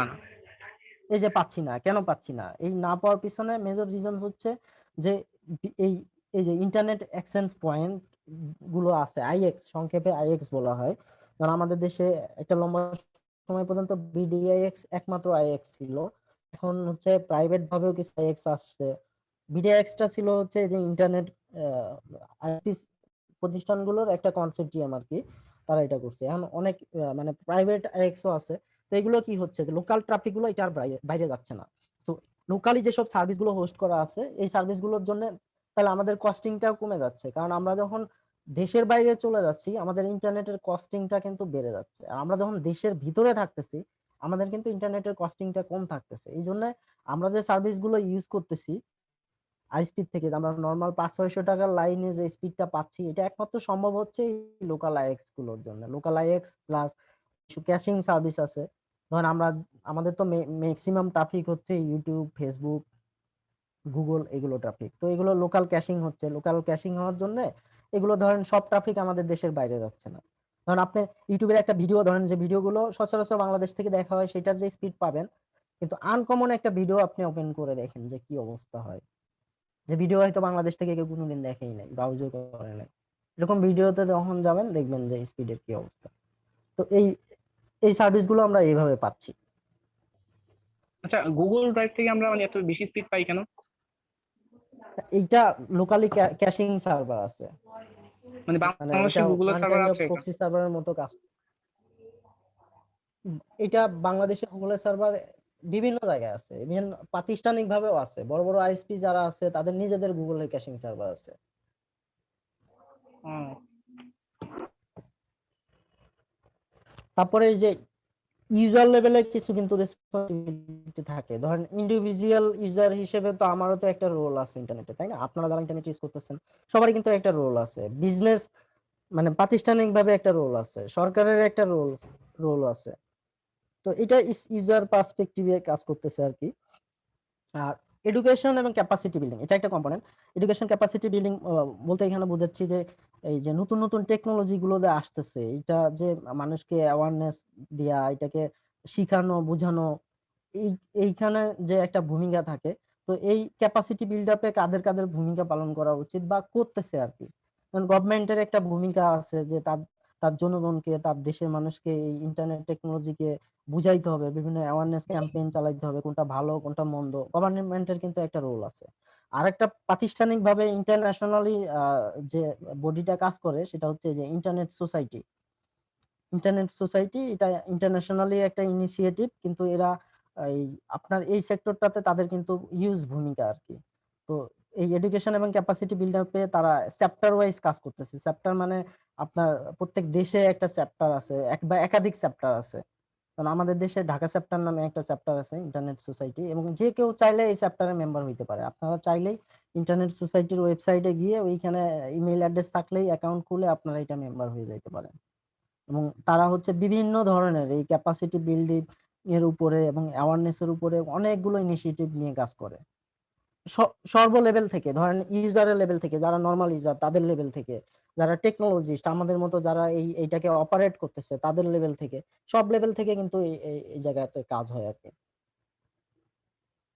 তো এইখানে যে চ্যাপ্টার ওয়াইজ থাকে, এই আপনারা কেউ মনে হয় স্ক্রিনে নিছেন,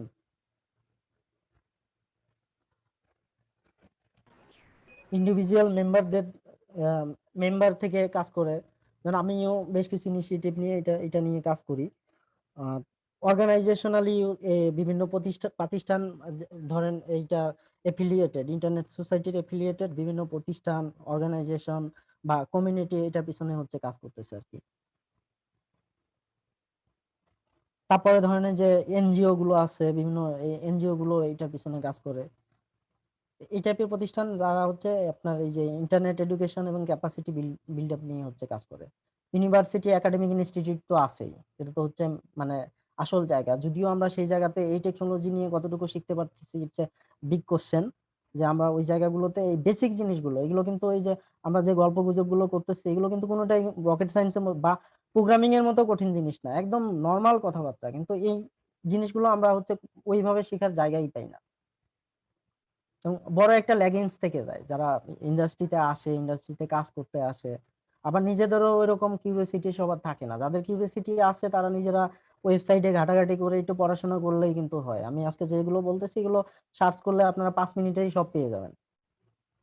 তো এই কিউরিওসিটিটাও সবার মধ্যে থাকে না, এটাও একটা আমাদের আমাদের জায়গা থেকে একটা ঘাটতি, যে আমরা প্রাতিষ্ঠানিক ভাবে পাচ্ছি না তো পাচ্ছি না, কিন্তু নিজেদের ঘাটতিটাতে নিজেরা পূরণ করার যে একটা কিউরিওসিটি আমাদের মধ্যে থাকবে, যে আমরা ইন্টারনেটটাকে ইউজ করতেছি, ইন্টারনেটে খাচ্ছি দাচ্ছি ঘুমাচ্ছি সব করতেছি, বাট এই ইন্টারনেটটাকে কিভাবে অপারেট হচ্ছে, এখানে কি কি টেকনোলজি কাজ করতেছে, বেসিক জিনিসগুলো আপনাকে তো কেউ বলে নাই যে এটা আপনাকে কিভাবে করতে হবে এটা আপনি শিখেন, কিন্তু বেসিক জিনিসগুলো যারা অ্যাটলিস্ট এই সেক্টরে আমরা আছি, আইটি সেক্টরে আছি, তাদের তো জানা উচিত। কিন্তু দুর্ভাগ্যজনক হলেও সত্য যে অধিকাংশ এই কিউরিওসিটিটাই নাই। একজন ডেভেলপার ডেভেলপ করতেছে, অ্যাপ্লিকেশন বানাচ্ছে, তার অ্যাপ্লিকেশন ইন্টারনেটে চলতেছে, বাট তার এই কিউরিওসিটি নাই যে ইন্টারনেটটা কিভাবে অপারেট হচ্ছে, ইন্টারনেটটা কিভাবে কাজ করতেছে। আর এই সেক্টরটাকে নেটওয়ার্কিং এবং নেটওয়ার্কিং সেক্টরটা এতটা নেগলেক্ট করা হয়, মানে বিবেচনা করা হচ্ছে যে আপনার বাসায় যে আইএসপি যে ছেলেটা সাপোর্ট দিতেছে এই সেক্টরটা মনে হয় শুধু তাদেরই, আর কারোর সেক্টর নাই। কিন্তু এই সেক্টরে যে আপনার লাখ টাকার উপরে বাংলাদেশে স্যালারি পাওয়া যায়, ভালো ভালো পজিশন আছে, এবং আইটির অধিকাংশ পোস্ট গুলো হচ্ছে এই সেক্টরে, এটা নিয়ে কিন্তু খুব কম মানুষের মাথাব্যথা, কারণ শুরু থেকে এই যে একটা নেগেটিভ চিন্তা ভাবনা মাথার মধ্যে নিয়ে আসতেছে। মানে হার্ডওয়্যার নিয়ে কাজ করতে দেখলেই মানে বাংলাদেশের হ্যাঁ, মানুষের ভিতরে একটা এখানে তো টেন্ডেন্সি আছে যে আমি hard- মেকানিক হয়ে গেলাম, এরকম একটা কিছু এখানে টেন্ডেন্সি, নেগেটিভ এখানে টেন্ডেন্সি। এখানে তো হার্ডওয়্যারের কাজ করার নাই, কিন্তু আপনার সব জিনিসটা তো জানতে হবে। আপনি ডেভেলপমেন্ট নিয়ে কাজ করতেছেন, আপনি একটা অপারেটিং সিস্টেমের বেসিক জিনিস জানেন না, তাহলে আপনি ডেভেলপমেন্ট যে অ্যাপ্লিকেশন বানাচ্ছেন তার রিসোর্স প্ল্যানিংটা কিভাবে করবেন? দ্যাটস ইট, এটাই মানে এই বিষয়গুলো অনেক ইম্পর্টেন্ট।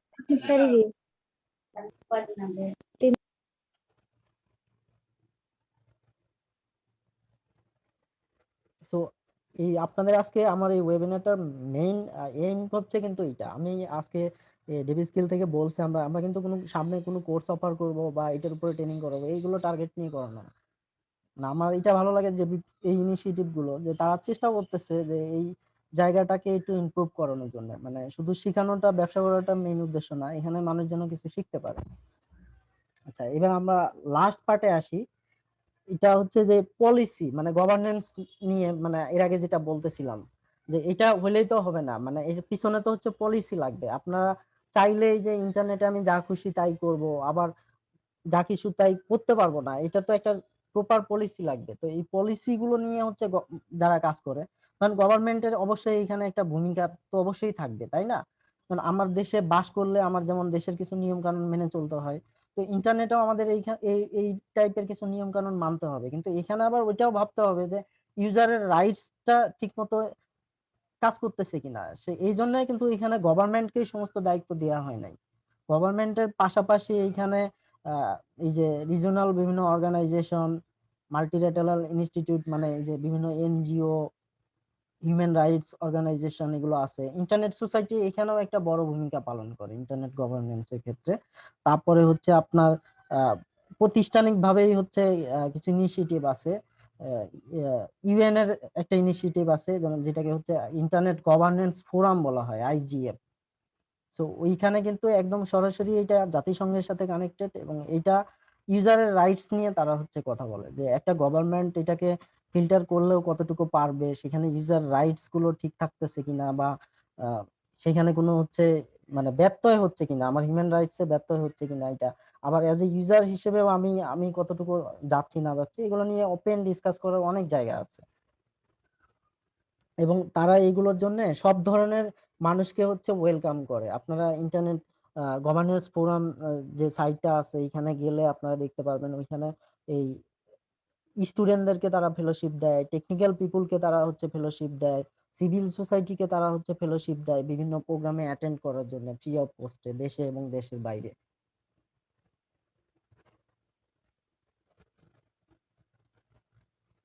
তো এবার আমরা আসি, তো আমাদের কিন্তু টেকনিক্যাল ভিউ থেকে আমাদের মেইন পার্ট কিন্তু এই দুইটা, মানে অ্যাজ এ টেকনিক্যাল পিপুল হিসেবে। বাকি জিনিসগুলো কিন্তু এইটা কিন্তু একটু হাই লেভেলের হয়ে যাচ্ছে, যেমন স্ট্যান্ডার্ড ডেভেলপমেন্ট, এটা যারা রিসার্চার বা এইগুলো এই টেকনোলজি গুলো নিয়ে কাজ করতেছে, তারা এটা নিয়ে হচ্ছে কাজ করবে, নতুন নতুন টেকনোলজি। কিন্তু আমাদের মানে অ্যাজ এ টেকনোলজিস্ট বা ইঞ্জিনিয়ার হিসেবে মেইন পার্ট কিন্তু এই জায়গাটা। এই দুইটা জিনিসকে আমরা কিভাবে ম্যানেজ করতে পারবো এই সেক্টরে, একটা হচ্ছে এই যে নেমিং, ডোমেইন নেম সিস্টেম, আর একটা হচ্ছে অ্যাড্রেসিং। তো এইটা দিয়ে কিন্তু পুরো ইন্টারনেটটা অপারেট হচ্ছে। মানে শুনতে খুবই ছোট শোনা যায়, কিন্তু এটা আপনার অপারেশনে গেলে তখন আপনি বুঝতে পারবেন যে প্রত্যেকটাই আলাদা আলাদা দুনিয়া। আপনি রাউটিং সুইচিং এ ঢোকেন, ওইখানে হিউজ টেকনোলজি আছে, ওইটা এতটা সহজ না। মানে আপনার বাসাতে একটা ওয়াইফাই রাউটার সেটআপ দিয়ে ইন্টারনেটে কানেক্ট করা আর টোটাল ইন্টারনেট অপারেট করা দুটো এক জিনিস না। তো এই দুইটা জিনিসকে আমরা হচ্ছে আর একটু গভীরভাবে হচ্ছে জানার চেষ্টা করব।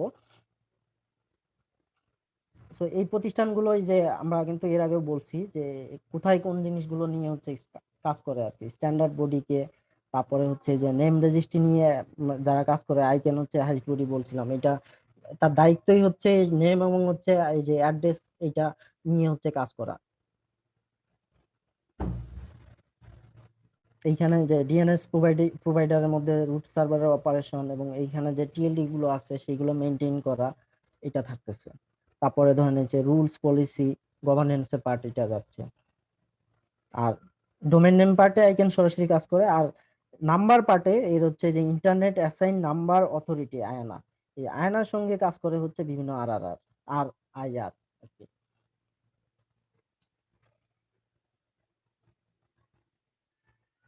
তো তো নাম্বার রিসোর্সের মধ্যে যে জিনিসগুলো আসে, আহ, আমরা IPv4 এর সাথে সবাই মোটামুটি পরিচিত, IPv6 এর সাথেও আমরা আস্তে আস্তে পরিচিত হচ্ছি, যেটা নেক্সট জেনারেশন অ্যাড্রেস আর কি।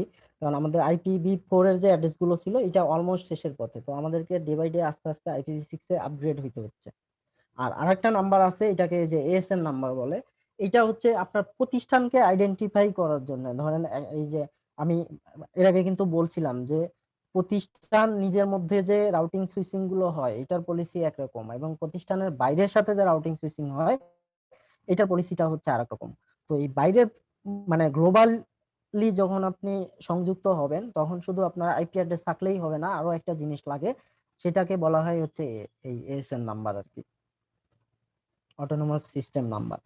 এটা প্রতিষ্ঠানের জন্য ধরেন একদম ইউনিক করে দেয়া থাকে। এবং এই যে আমরা অনেক সময় দেখি না যে ইন্টারনেটে এই যে ইউনিভার্সিটি র্যাঙ্কিং এ এটা মানে ভালোভাবে বোঝা যায় যে কোন ইউনিভার্সিটির ইন্টারনেটের ট্রাফিক কি পরিমাণ, এটা যে আইডেন্টিফাই করা হয়, এটাও কিন্তু এই যে আইডেন্টিফাই মানে একটা প্রতিষ্ঠানকে আইডেন্টিফাই করার জন্য কিন্তু ইন্টারনেটে এন্ট্রিটা হচ্ছে এই যে ASN নাম্বার আর কি। কারণ আপনি যতক্ষণ পর্যন্ত আরেকজনের উপর ডিপেন্ড করে যাচ্ছেন, যে একটা লম্বা সময় পর্যন্ত আমাদের দেশের ইউনিভার্সিটি গুলোর এটা ছিল না, তারা ধরেন এই যে নেটেড হয়ে শেয়ার মানে গুটি কয়েক ইউনিভার্সিটি ছিল, অধিকাংশ ছিল না আর কি, তারা এটা বুঝতোই না। সো গ্লোবালি ইন্টারনেটে তাদের কোনো ট্রাফিক পাওয়া যেত না, এখন কিন্তু এটা পাওয়া যায়। কারণ তারা এইগুলো ইউজ করতো না, তারা এই যে আমরা মানে বাসা বাড়িতে যেরকম নেট হয়ে চলে যাচ্ছি ওইভাবে পুরো জিনিসটা কাজ করতো আর কি।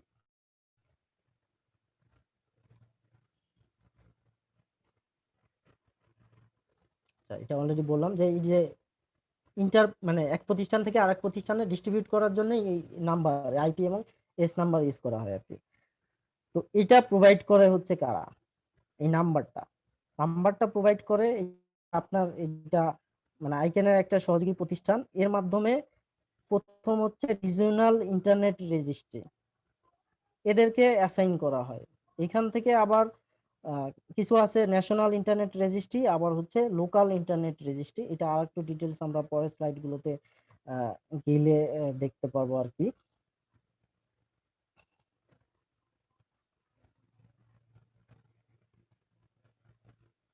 এই যে এইগুলো হচ্ছে রিজিওনাল। ধরেন টোটাল আমাদের এই ওয়ার্ল্ড যেটা আছে পুরো ওয়ার্ল্ডকে 5টা ভাগে হচ্ছে ভাগ করা হয়েছে, মানে 5টা রিজিয়নে ভাগ করা হয়েছে, এবং 5টা রিজিয়নে এই 5টা প্রতিষ্ঠানকে হচ্ছে দায়িত্ব দেওয়া হয়েছে আপনার এই পুরো IP অ্যাড্রেস এবং AS নাম্বার হচ্ছে ম্যানেজ করার জন্য।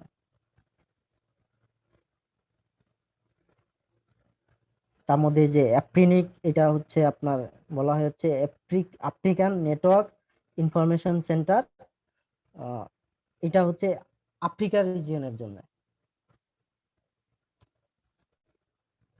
তারপরে হচ্ছে যে এপেনিক হচ্ছে এই যে এশিয়া প্যাসিফিক রিজন, মানে এশিয়া এবং প্যাসিফিক বোঝেন তো, এই যে অস্ট্রেলিয়া যে প্রদেশটা, এই দুইটা মিলে হচ্ছে এশিয়া প্যাসিফিক রিজন আর কি।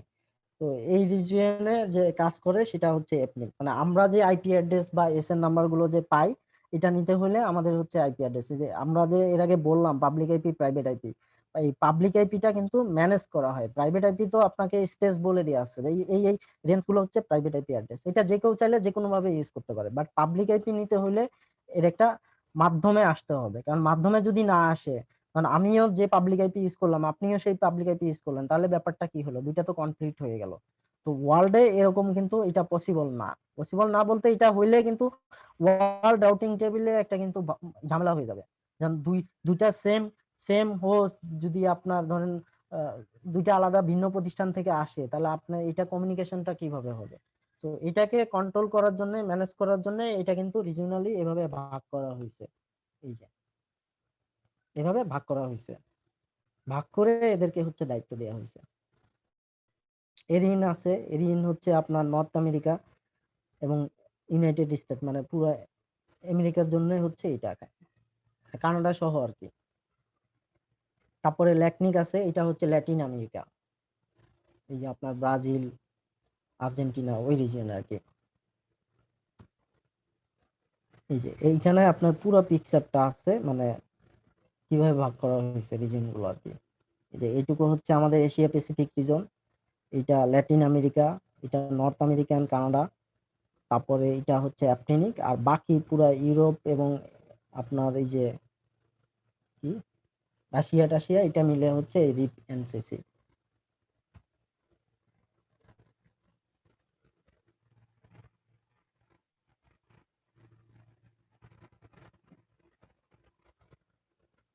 তো এরপরে আমি এই যে আরেকটা বলছিলাম যে ন্যাশনাল ইন্টারনেট রেজিস্ট্রি, এটা শুধুমাত্র এই আমাদের রিজিয়নে এটা দেখা যায়, কয়েকটা আছে Indonesia, China, India, Japan, Korea, Taiwan, Vietnam.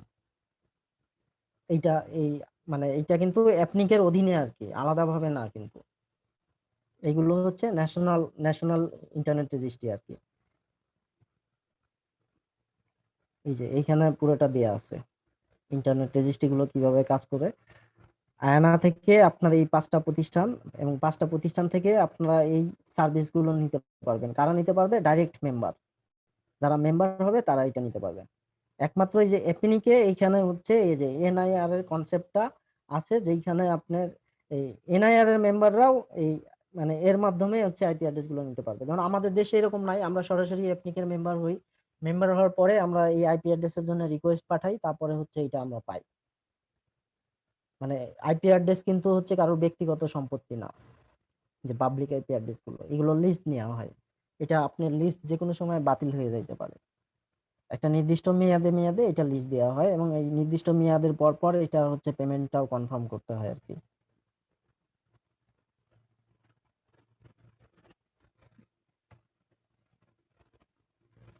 একটা হচ্ছে লোকাল, এটা ধরেন যে ইন্টারনেট আইএসপি গুলো যে সবাই মিলে একটা কনসোর্টিয়াম করে এটা করতে পারে আর কি, যে আমরা একটা বাল্ক অ্যামাউন্ট নিলাম, নেওয়ার পরে এটা ধরেন ভাগ ভাগ করে নিই আর কি।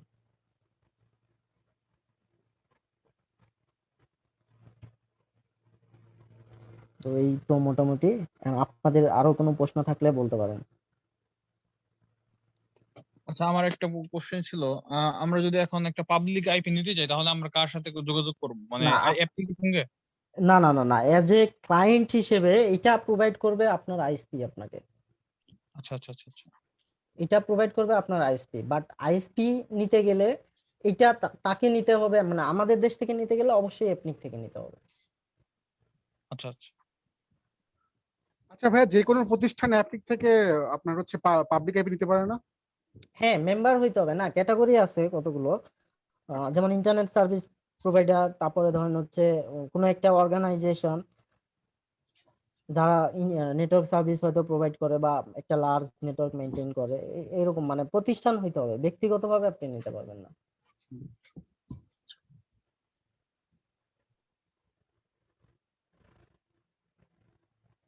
আর কারো কোনো প্রশ্ন?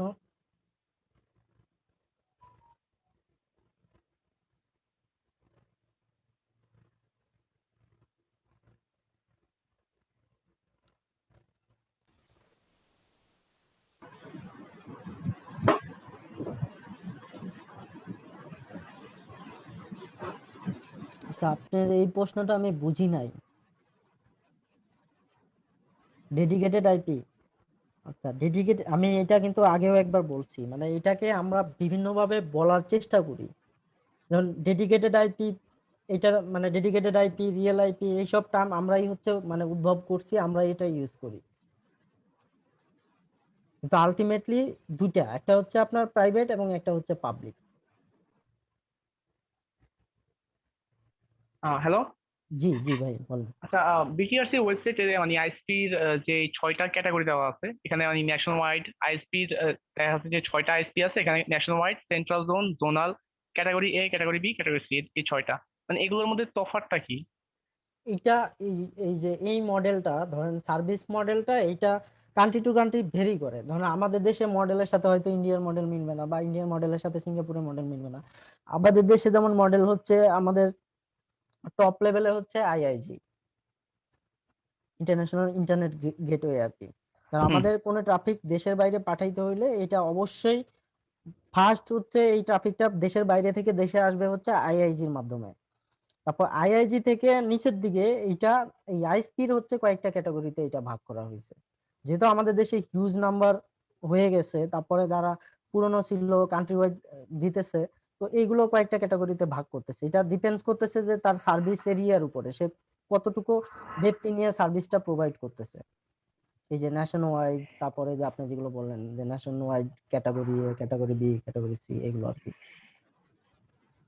তো আমরা আলটিমেটলি যে আইএসপি থেকে হ্যাঁ, লোকাল যে আইএসপি থেকে ইন্টারনেট লাইন নেই, এরা কি ক্যাটাগরি এ বি সি এগুলোর মধ্যে পড়ে?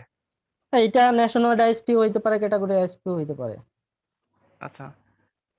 এখানে কিছু কিছু রেস্ট্রিকশন আছে, ধরেন মানে যে ন্যাশনাল আইএসপি গুলো হচ্ছে লোকাল আইএসপি গুলো কে দিবে, কিন্তু এটা তো ব্যান্ডউইথ দিবে। ওইভাবে তো ফলো হয় না, কারণ সে 15-20 বছর হলো ব্যবসা করে আসতেছে, তার অলরেডি ক্লায়েন্ট লেভেলে কানেকশন দেওয়া আছে, তো সে এখন কি করবে? তো অনেকে এগুলো মাল্টিপল লাইসেন্স নিচ্ছে। আবার ধরেন আইআইজি দিকে গিয়ে সে আইআইজির দিকে ব্যবসা চলে যাচ্ছে, অনেকে যারা আইএসপি আছে সে আবার আইআইজি লাইসেন্স নিচ্ছে। আচ্ছা, একটা অফ টপিক ছিল আর কি।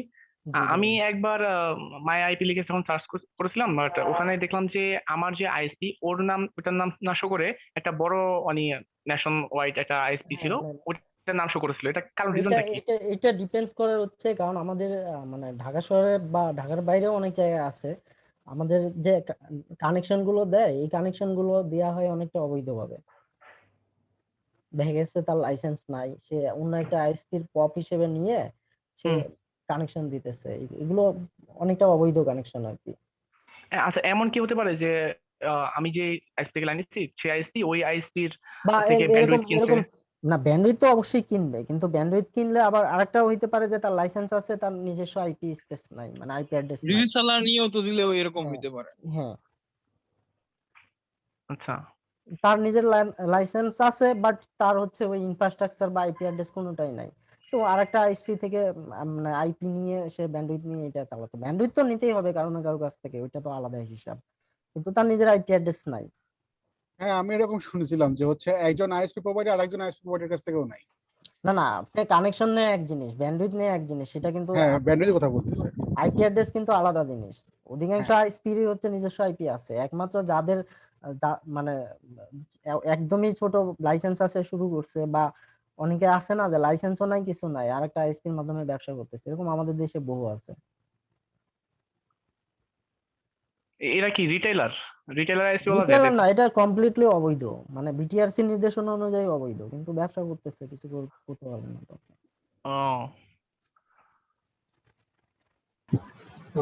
এখানে তো টেকনোলজিক্যাল কোনো বাইন্ডিং নাই, টেকনোলজি তো এক্সিস্ট করে যে আপনি একটা কানেকশন থেকে আরেকটা কানেকশন দিতে পারবেন, কিন্তু মানে আমাদের পলিসি হচ্ছে এরকম না, আমাদের পলিসি হচ্ছে যে ডিস্ট্রিবিউশন হবে এভাবে, আইএসজি থেকে ISP, national ISP, local ISP বা ক্যাটাগরি আইএসপি, এভাবে ডিস্ট্রিবিউশন হবে। কিন্তু এটা অনেকে মানে অনেকে মানে না। আবার যেমন আমার লাইসেন্স নাই, আমিও আপনার লাইসেন্স আছে, আপনার থেকে নিয়ে আমার 300 ইউজার আছে, এটা আমি ব্যবসা করতেছি, এরকম অনেক সময় ধরে না, যখন ধরা শুরু হয় ধরে বন্ধ করে দেয়, ডিভাইস নষ্ট করে ফেলে, আবার হচ্ছে। একটা লম্বা সময় আমাদের দেশে ভিওআইপি ব্যবসা চলে নাই, এখন তো ভিওআইপি ধরেন একটা ফরমেশন পাইছে, একটা সময় তো এটা অবৈধ ছিল।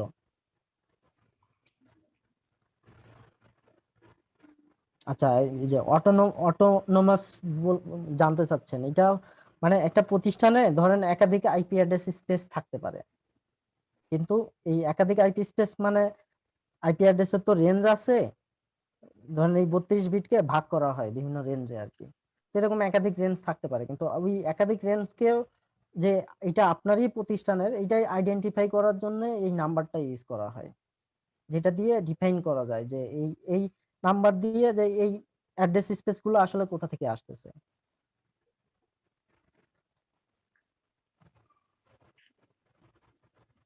আচ্ছা, আর আমাদের দেশের আমি একজন থেকে শুনেছিলাম যে আমাদের দেশের যে সাবমেরিন কেবলটা এসেছে, যে সাবমেরিন কেবল থ্রুতে যে লাইনটা এসেছে ওটা নাকি সিঙ্গাপুর থেকে এসেছে, এটা কি না না, রাইট? এটা এটা এটা তো আপনার ডিপেন্ডস করে, আরে এটা তো খুবই সহজ, আপনারা চাইলেই তো এটা দেখতে পারেন সাবমেরিন কেবল। কিভাবে, মানে যদি কাইন্ডলি বলতেন।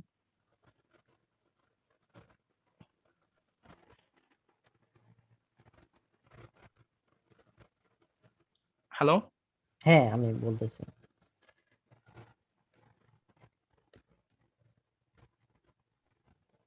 bsccl.com। স্টার্ট আরে করছে। বিএসসিসিএল তো এই যে সাবমেরিন কেবল ম্যাপ এটাই যাবেন।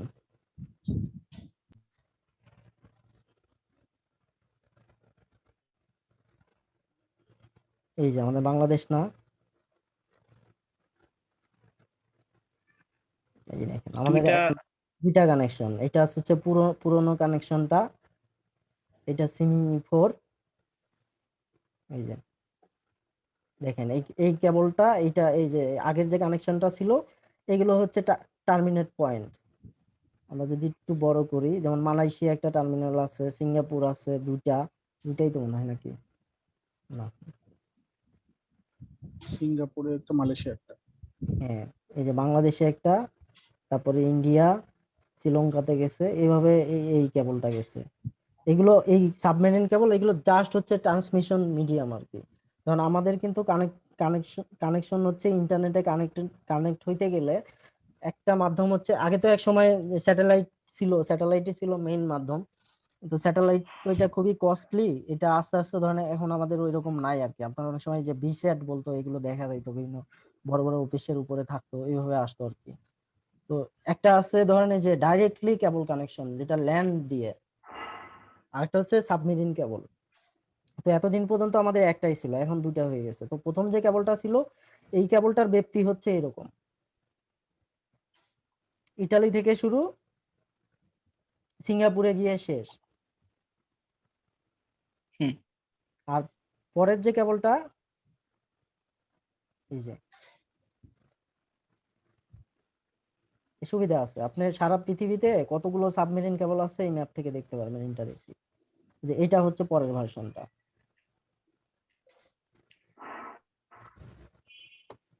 সো এইখানে আপনার যেটা হয় যে, এই যে আমরা যে কেবলের সাথে কানেক্ট হয়েছি, এটা টার্মিনাল থাকে আলাদা আলাদা। তো আপনি কোন, আমরা যে কানেকশনটা হচ্ছে, এটা কোন কোন টার্মিনালের সাথে আমরা কানেক্ট করব, এটার উপরে ডিপেন্ড করে। অনেকগুলো কান্ট্রির সাথে যেমন দেখলাম আমাদের মানে আমাদের নাই। আমাদের সবচেয়ে এখানে অনেক ধরনের কালারের তার আছে, কোন তারের মানে কি?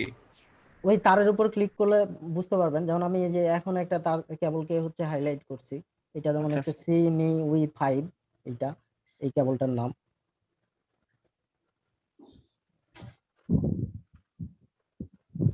এবং এটার সাথে কোন কোন অপারেটর কানেক্টেড, সবগুলো ইনফরমেশন এখানে দেওয়া আছে, আলাদা ওয়েবসাইট আছে, এবং ল্যান্ডিং পয়েন্ট কোথায় কোথায়, এগুলো আপনারা পাবেন।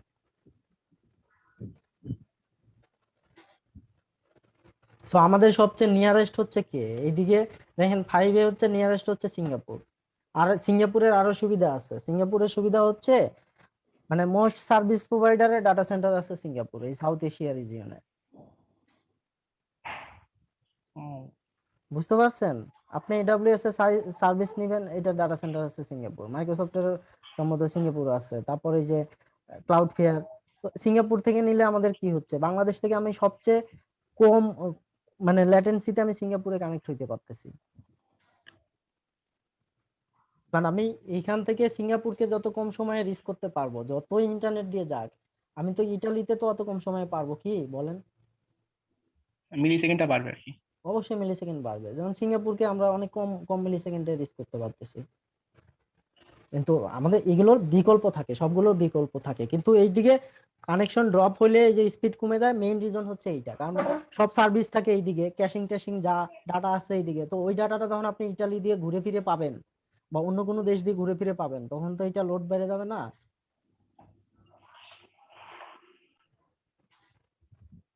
আর এটা পুরোটাই হচ্ছে ট্রান্সমিশন, এটার উপর ডিপেন্ড করে ব্যান্ডউইথ। আপনি কিন্তু এই ব্যান্ডউইথ আপনি এই মানে সাবমেরিন কেবলে আপনাকে শুধু সার্কিট দিবে, ব্যান্ডউইথ ডিপেন্ড করবে আপনি কার সাথে কানেক্ট করতেছেন, সেই প্রতিষ্ঠানের কানেক্টিভিটির উপরে।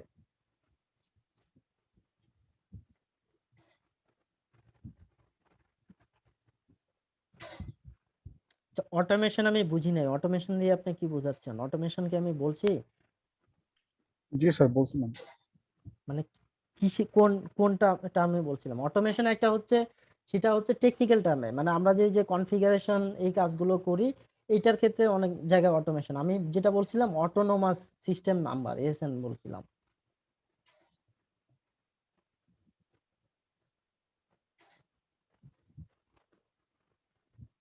অটোমেশন হচ্ছে টেকনোলজিকে হচ্ছে অটোমেট করা আর কি। ধরুন কনফিগার করি, যে কাজগুলো করি এটাকে বিভিন্ন অটোমেশন টুলস আছে, এটা দিয়ে অটোমেট করে ফেললে আমাকে ওই সেম কাজটা বারবার করতে হচ্ছে না। আমি হ্যাঁ, যেমন ওই যে একটা হ্যাঁ রাউটার বারবার ঢুকে আর একটা রাউটারে হ্যাঁ ধরেন কনফিগারেশন রাউটার যে থাকে। কনফিগারেশন গুলো আমি এটার অটোমেটিক একটা স্ক্রিপ্ট বানাই ফেললাম, আমি শুধু ইনফরমেশন গুলো বদলাই দেবো। যেমন ইন্টারফেসের নাম চেঞ্জ হবে, তারপরে আইপি অ্যাড্রেস গুলো হয়তো চেঞ্জ হবে, মানে এইগুলো আর কি, ভেরিয়েবল ফিল্ড গুলো বদলাই দিলে হয়ে গেল।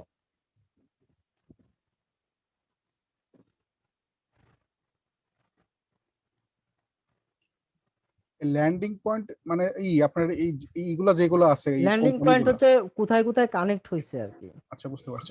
স্যার, এই যেগুলো অনার্স গুলো আছে এরা কি সবাই মানে সবাই টাকা দিয়ে কিনেছে এইটা না মানে না, এটা এটা পাবলিক বোর্ড? হচ্ছে এটা একটা কনসোর্টিয়াম। কনসোর্টিয়াম যখন এই কেবলটা যখন লে হয়েছে, হুম। এই কেবলটা ধরেন ওয়ার্ল্ড ওয়াইড যখন কানেক্ট করা হয়েছে, এটা একটা কনসোর্টিয়াম আর কি। আচ্ছা। যেমন এইখান দিয়ে তো আমাদের এই যে এই পাশ দিয়ে তো অনেক কেবল গেছে না, দেখেন হ্যাঁ। কতগুলো কেবল গেছে, এগুলোতে তো চাইলে আমরা কানেক্ট হইতে পারতাম। এই যে আমাদের এই বঙ্গোপসাগরের মাঝখান দিয়ে অনেকগুলো কেবল গেছে, কিন্তু না, এগুলো ওইখানে ওইখানে আমার অনার্স লেখা ছিল, তো অনার্স বলতে তো বোঝায় যে যারা মালিক আর কি। না না না না, অনার্স না এটা।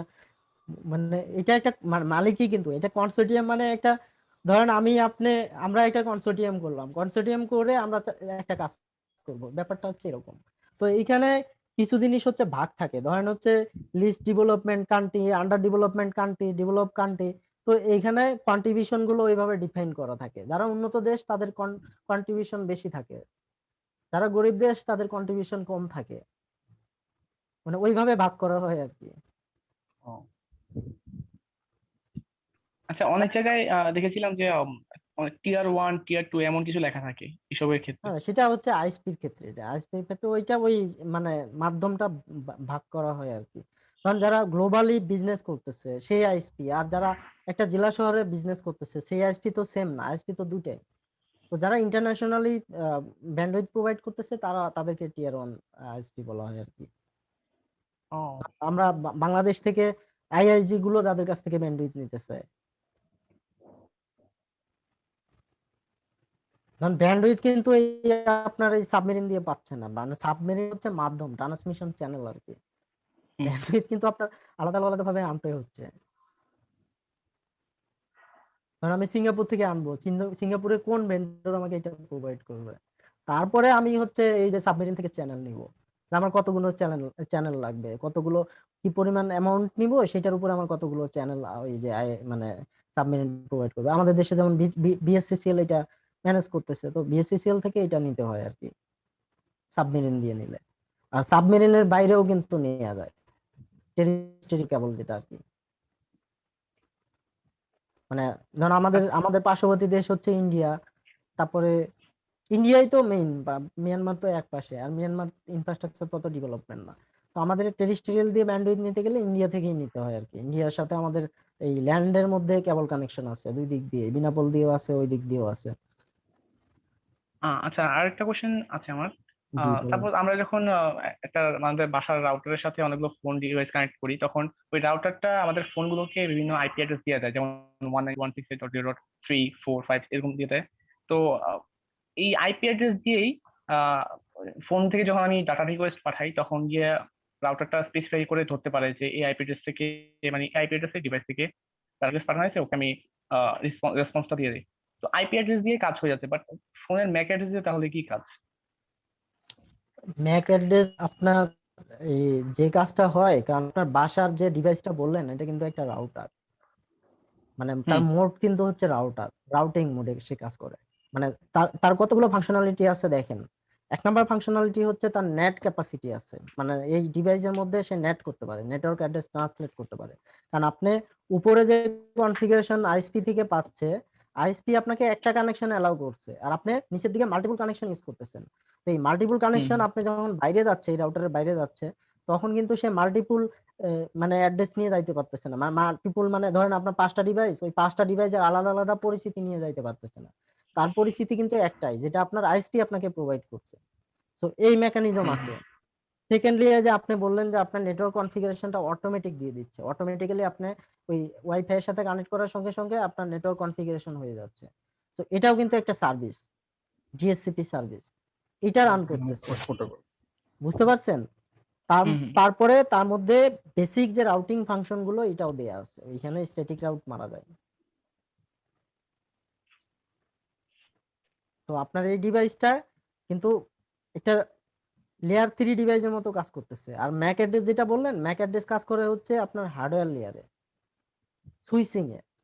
ধরেন আপনার একটা সুইচে দুইটা পোর্ট আছে, তো এই দুইটা পোর্ট দুইটা ডিভাইস আছে, তো সুইচ যে ডাটাটা পাঠায়, সুইচ ডাটা পাঠায় হচ্ছে ম্যাক অ্যাড্রেসের উপর ডিপেন্ড করে। মানে ডিসকভার করার জন্য হোস্ট, একটা হোস্ট আর একটা হোস্টকে ডিসকভার করার জন্য আইপি অ্যাড্রেস লাগে, কিন্তু ওই যে ডাটাটার যে ট্রান্সফার হয় লাস্ট মানে সুইচের মধ্যে, ওইটা আপনার ম্যাক অ্যাড্রেসের উপর ডিপেন্ড করে সুইচ আপনাকে ডাটাটা পাঠাচ্ছে।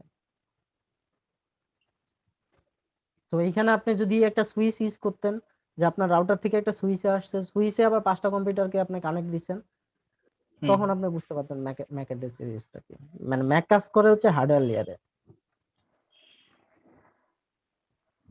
মানে হচ্ছে লেয়ার 2 তে। লেয়ার 2 তে, হ্যাঁ লেয়ার 2 তে। মানে এখানেও আছে যে সুইচিংটা হচ্ছে ওই জায়গায়, ওইটা আপনি এটা ধরতে পারতেছেন না, কিন্তু পরের ধাপে আপনার এখানে কিন্তু লেয়ার 3 হচ্ছে, আপনাকে সে এই নেট ফাংশন দিচ্ছে, রাউটিং ফাংশন দিচ্ছে, এটা তো লেয়ার। লেয়ারের কথা যে বলছেন, এটা কি ওএসআই মডেলের লেয়ারের কথা বলছেন? ওএসআই, ওএসআইটা হচ্ছে একটা রেফারেন্স মডেল আর কি, বুঝছেন? নেটওয়ার্কিং এর ওএসআইটা হচ্ছে রেফারেন্স মডেল, যার ইমপ্লিমেন্টেশন যদি দেখতে যান সেটা হচ্ছে টিসিপি/আইপি। কারণ যখন এক্সপ্লেইন করি আমরা ডিটেইলিং এ এক্সপ্লেইন করার জন্য ওএসআইটা ব্যবহার করা হয়, কিন্তু এস্টাবলিশমেন্ট হচ্ছে যে টিসিপি/আইপি বললাম এটা। আচ্ছা। কারণ ওইখানে 2-3টা লেয়ার মিলে এইখানে লেয়ার সংখ্যা কমানো হয়েছে, মানে ওএসআই লেয়ারের যে কাজগুলো, মাল্টিপল কাজগুলো টিসিপি একটা লেয়ারে করতেছে।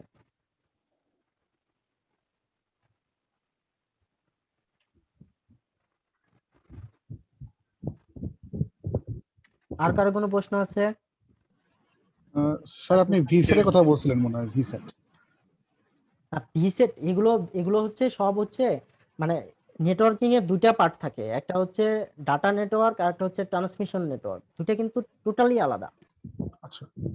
ডাটা নেটওয়ার্ক হচ্ছে আমরা এই যে যেইখানে আমরা এই যে টিসিপি/আইপি বা এই ধরনের প্রোটোকল ইউজ করব, আইপি অ্যাড্রেস ইউজ করব, এটা হচ্ছে ডাটা নেটওয়ার্ক। আর ট্রান্সমিশন নেটওয়ার্ক হচ্ছে বিভিন্ন মিডিয়াম ইউজ করব, মানে আপনার এই যে ডাটাটাকে মানে ট্রান্সমিশন করার জন্য, সিগন্যাল ট্রান্সমিশনের জন্য, সেটা আইদার আপনার ওয়্যার মিডিয়া হইতে পারে। ওয়্যার মিডিয়া হইলে আমরা কি ইলেকট্রিক্যাল সিগন্যাল পাঠাবো, ওয়্যারলেস মিডিয়া হইলে আমরা রেডিও সিগন্যাল পাঠাবো, আবার অপটিক্যাল মিডিয়া হইলে আমরা হচ্ছে লাইট সিগন্যাল পাঠাবো। এটা হচ্ছে ট্রান্সমিশন নেটওয়ার্কে ইউজ করা হয়। এটা আরো অনেক মানে বড় একটা জায়গা, এই জায়গা তো আমরা মানে পুরোটাই হচ্ছে এই ডাটাটা তো মোটামুটি বুঝি আর কি। কিন্তু আপনি যখন বড় লার্জ নেটওয়ার্ক ইনফ্রাস্ট্রাকচার ম্যানেজ করতে যাবেন, ধরেন কান্ট্রি ওয়াইড একটা নেটওয়ার্ক আপনি ডিপ্লয় করবেন, তো কান্ট্রি ওয়াইড নেটওয়ার্ক আপনি কিভাবে ডিপ্লয় করবেন, ব্যাপারটা কিন্তু এরকম না যে ঢাকা থেকে চিটাগং আপনি একটা ফাইবার টানলেন, ফাইবারের এই মাথায় একটা ডিভাইস আর ওই মাথায় একটা ডিভাইস লাগাইলেই কাজ করবে, এরকম কিন্তু কোনো সম্ভাবনা নাই। এই যে আমি আপনাদের এই যে কেবল গুলো দেখাইলাম, সরি,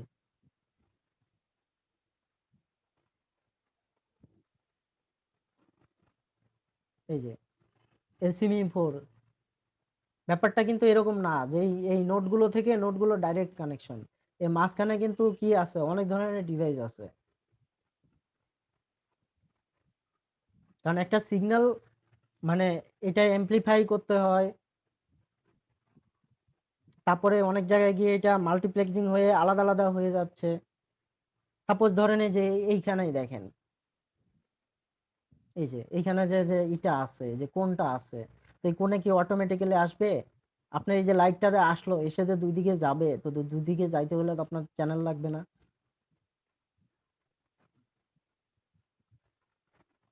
তারপরে সিগন্যাল এমপ্লিফাই করতে হয়, ঢাকা থেকে একটা লাইট সিগন্যাল আপনি চিটং এ পাঠাই দিলে চিটং এর ডিভাইস এটা রিসিভ করতে পারবে না। ডিভাইসের একটা ম্যাক্সিমাম ক্যাপাসিটি আছে, যে কত কিলোমিটার পর্যন্ত সেইটাকে আহ, কাজ করবে আর কি। ওই ডিস্টেন্স পার হয়ে গেলে মাঝখানে আপনার এমপ্লিফায়ার লাগাইতে হবে, তার মানে আপনাকে ট্রান্সমিশন নেটওয়ার্ক ডিজাইন করতে হবে। আর আপনি তো ওই পরিমাণ ইয়েও পাবেন না। ধরেন ঢাকা থেকে চিটাগং পর্যন্ত যাবেন, আপনি ঢাকা কান্ট্রি ওয়াইড একটা নেটওয়ার্ক এস্টাবলিশ করবেন, তার মানে যদি ঢাকা আপনার সেন্ট্রাল হয়, 64টা জেলায় কি আপনি আলাদা আলাদা একটা ফাইবার কেবল নেবেন?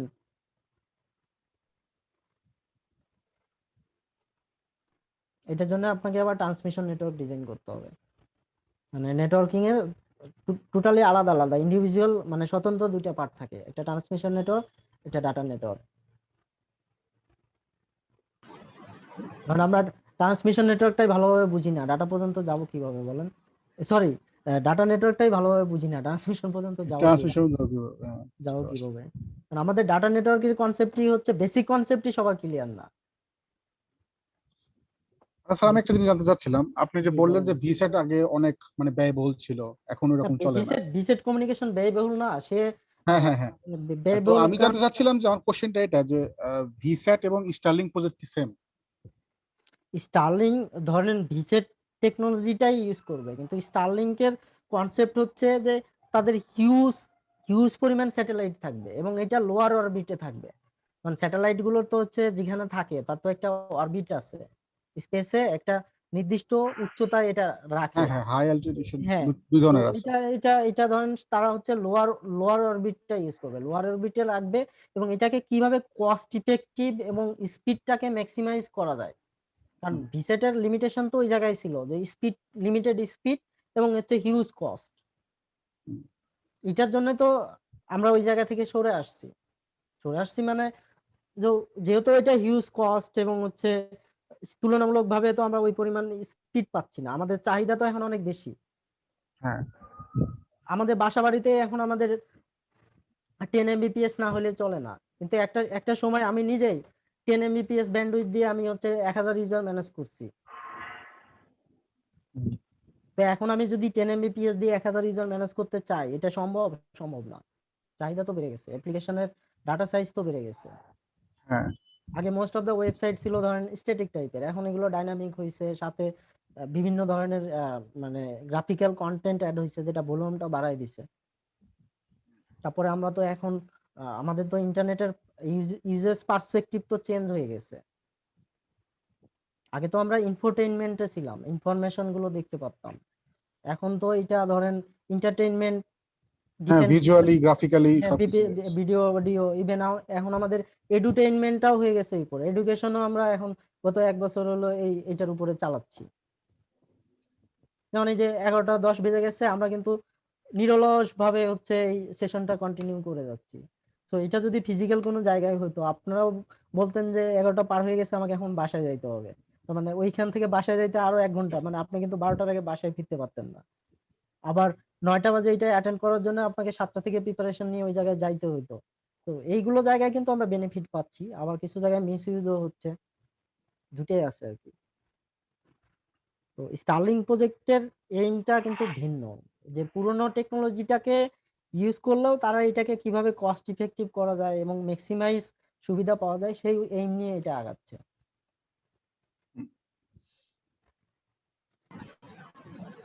একটু ইন্টারনেট এক্সচেঞ্জের ব্যাপারে জানতে চাচ্ছিলাম। আচ্ছা, ইন্টারনেট এক্সচেঞ্জ বিষয় হচ্ছে মানে লোকালি যে কন্টেন্ট গুলো আছে, ধরেন বাংলাদেশে যে আইএসপি গুলো আছে, এই আইএসপি গুলো নিজেদের মধ্যে একটা কানেক্টিভিটি ক্রিয়েট করা, আর কিছু না, মানে নেটওয়ার্ক অপারেটরদের নিজেদের মধ্যে একটা কানেক্টিভিটি ক্রিয়েট করা। তাহলে কানেক্টিভিটি ক্রিয়েট হলে কি হচ্ছে, নিজেদের ট্রাফিক গুলো নিজেদের আলাদা নেটওয়ার্কের মধ্যেই থাকতেছে, এটা তাদের আপ স্ট্রিমে যাচ্ছে না। মানে আমাদের লোকালি যেসব ট্রাফিক পাওয়া যায়, এই ট্রাফিক গুলো আর বাইরে যাবে না। ধরেন আমি আপনাকে সাপোর্ট দিব, আপনি আমাকে সাপোর্ট দিবেন, আপনার সাথে এ একটা আইএসপি, বি একটা আইএসপি, এ আইএসপি বি আইএসপি দুজন দুজনের সাথে কানেক্টেড। তাহলে কি হচ্ছে, এ আইএসপির কাছে যে সার্ভিসগুলো আছে বি আইএসপি পাচ্ছে, বি আইএসপির কাছে যে সার্ভিসগুলো আছে সেটা এ আইএসপি পাচ্ছে। আর এইটাকে ধরেন এটা তো পয়েন্ট টু পয়েন্ট হয়ে গেল, তো এইটাকে আরো যাতে উন্নত করা যায়, ধরেন একটা সেন্ট্রাল হাব বানানো হইলো, ওই হাবে সব আইএসপি কানেক্ট হইলো, যতগুলো আইএসপি কানেক্ট হইলো, তাহলে কি হচ্ছে, ওই হাব দিয়ে মানে একটা সুইচ নেটওয়ার্ক হয়ে যাচ্ছে আইএসপি গুলোর মধ্যে আর কি। এবার বুঝতে পারছেন, আইএসপি গুলো নিজেদের মধ্যে একটা নেটওয়ার্ক করা, সেটাই হচ্ছে ইন্টারনেট এক্সচেঞ্জ পয়েন্ট। তাহলে কি হচ্ছে, তাদের যে ইন্টারনেট গুলো, কারণ এই যে সার্ভার গুলো যে থাকে এগুলোও কিন্তু হোস্ট করা থাকে কোথায়, এটাও কোনো না কোনো হচ্ছে যে সার্ভিস প্রোভাইডারের কাছে হোস্ট করা থাকে, সেটা আইএসপি হইতে পারে। তারপরে ধরেন একদম শুধু এই সার্ভিস হোস্ট করার জন্য, যেমন গুগলের ডাটা সেন্টারে তো আর গুগলের সার্ভিস ছাড়া আর কারোরটা হোস্ট করা থাকবে না, ফেসবুকেরটা ফেসবুকে থাকবে। তো এইখানে সুবিধা হচ্ছে কি, আপনারা একটা ইন্টারনেট এক্সচেঞ্জ পয়েন্ট করলেন, করার পরে ওইখানে গুগলের একটা ক্যাশিং সার্ভার বসাই দিলেন, তাহলে সবাই কিন্তু এই সার্ভিসটা পাচ্ছে। ফেসবুকের একটা ক্যাশিং সার্ভার বসাই দিলেন, ইউটিউবের একটা ক্যাশিং সার্ভার বসাই দিলেন। এই পার্সপেক্টিভটাই হচ্ছে যে বিডিএক্স নিয়ে বলছেন না, বিডিএক্স কিন্তু এই উদ্দেশ্যেই কাজ করে আর কি। এখন শুধু বিডিএক্স একা না, আরো অনেক এরকম ইন্টারনেট অ্যাক্সেস পয়েন্ট আছে। আচ্ছা, এই BDX কারণেই হ্যাঁ, এই কারণে কি আমরা এক আইএসপি থেকে লাইন নিলে অন্যান্য আইএসপির এফটিপি সার্ভার অ্যাক্সেস করতে পারি? অন্যান্য এফটিপি সার্ভার গুলো অ্যাক্সেস করতে পারেন, কারণ সেও বিডিএক্স এ কানেক্টেড, এই আইএসপিটাও বিডিএক্স এ কানেক্টেড। এই সুবিধাটা পাওয়া যায়, লোকাল টপিক লোকালি থাকতেছে। না হলে কি হয়, এটা আপনার ধরেন এই যেমন এর আগে ওদিক গুগলের ট্রাফিক কিন্তু এখন আমাদের হচ্ছে বাইরে যাইতে হয় না বাংলাদেশের, কারণ এটা আমরা লোকাল ক্যাশ থেকেই পেয়ে যাই। ফেসবুকেরও অনেক ক্যাশ সার্ভার আছে যেগুলো, কারণ আপনার আইএসপি যদি ওরকম কারো ক্লায়েন্ট হয়, আপনি দেখবেন যে ফেসবুকের ট্রাফিকটা আপনি লোকালি পেয়ে যাচ্ছেন। ভিডিও স্ট্রিমিং এটা খুব কাজে লাগে। এই জিনিসটা হচ্ছে একটু আউট অফ কন্টেক্সট কি, যে আমার জায়গায় দেখছি যে ধরো লোকাল আইএসপির জন্য এরকম ব্যান্ডউইথ চাচ্ছে যে আমাদের নর্মাল ব্যান্ডউইথ দরকার হচ্ছে 20 MB বা 25 MB, ফেসবুক দরকার হচ্ছে 100 MB। না, এটা এটা এটা হচ্ছে বিজনেস এই মডেল। সেগ্রিগেশন গুলো কিভাবে হচ্ছে?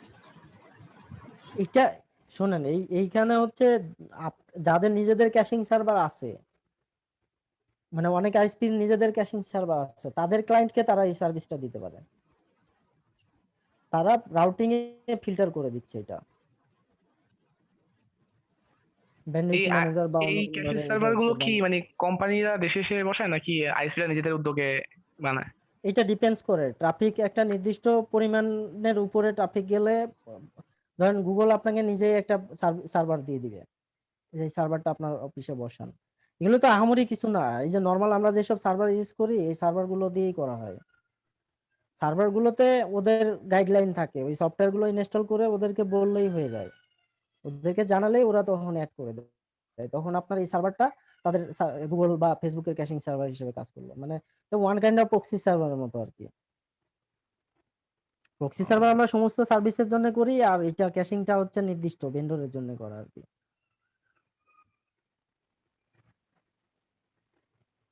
ধরেন আপনি একটা ভিডিও প্রথম যখন দেখবেন এটা ক্যাশ হবে, সেকেন্ড টাইম আরেকজন যখন দেখবে এটা আর ই হবে না, আপনার ওই লোকাল সার্ভার থেকেই পাবে।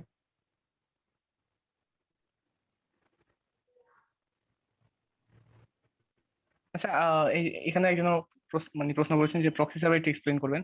আর আরেকটা কথা, মানে ভিপিএন আর প্রক্সি সার্ভার এই দুটো জিনিসের মিল বন্ধন বা একটু ব্যাখ্যা করলে ভালো হতো। প্রক্সি সার্ভার হচ্ছে এটা, মানে এই যে আমরা যে বললাম যে আমরা ইন্টারনেটে যাইতে হইলে, মানে প্রাইভেট থেকে পাবলিকে যাইতে হলে একটা ট্রান্সলেট লাগে। ট্রান্সলেটের হুম ক্ষেত্রে কি হয়, আমি নিজেই কিন্তু ওই সার্ভার পর্যন্ত যাচ্ছি, হুম বাট আমি মাস্কিং হয়ে যাচ্ছি।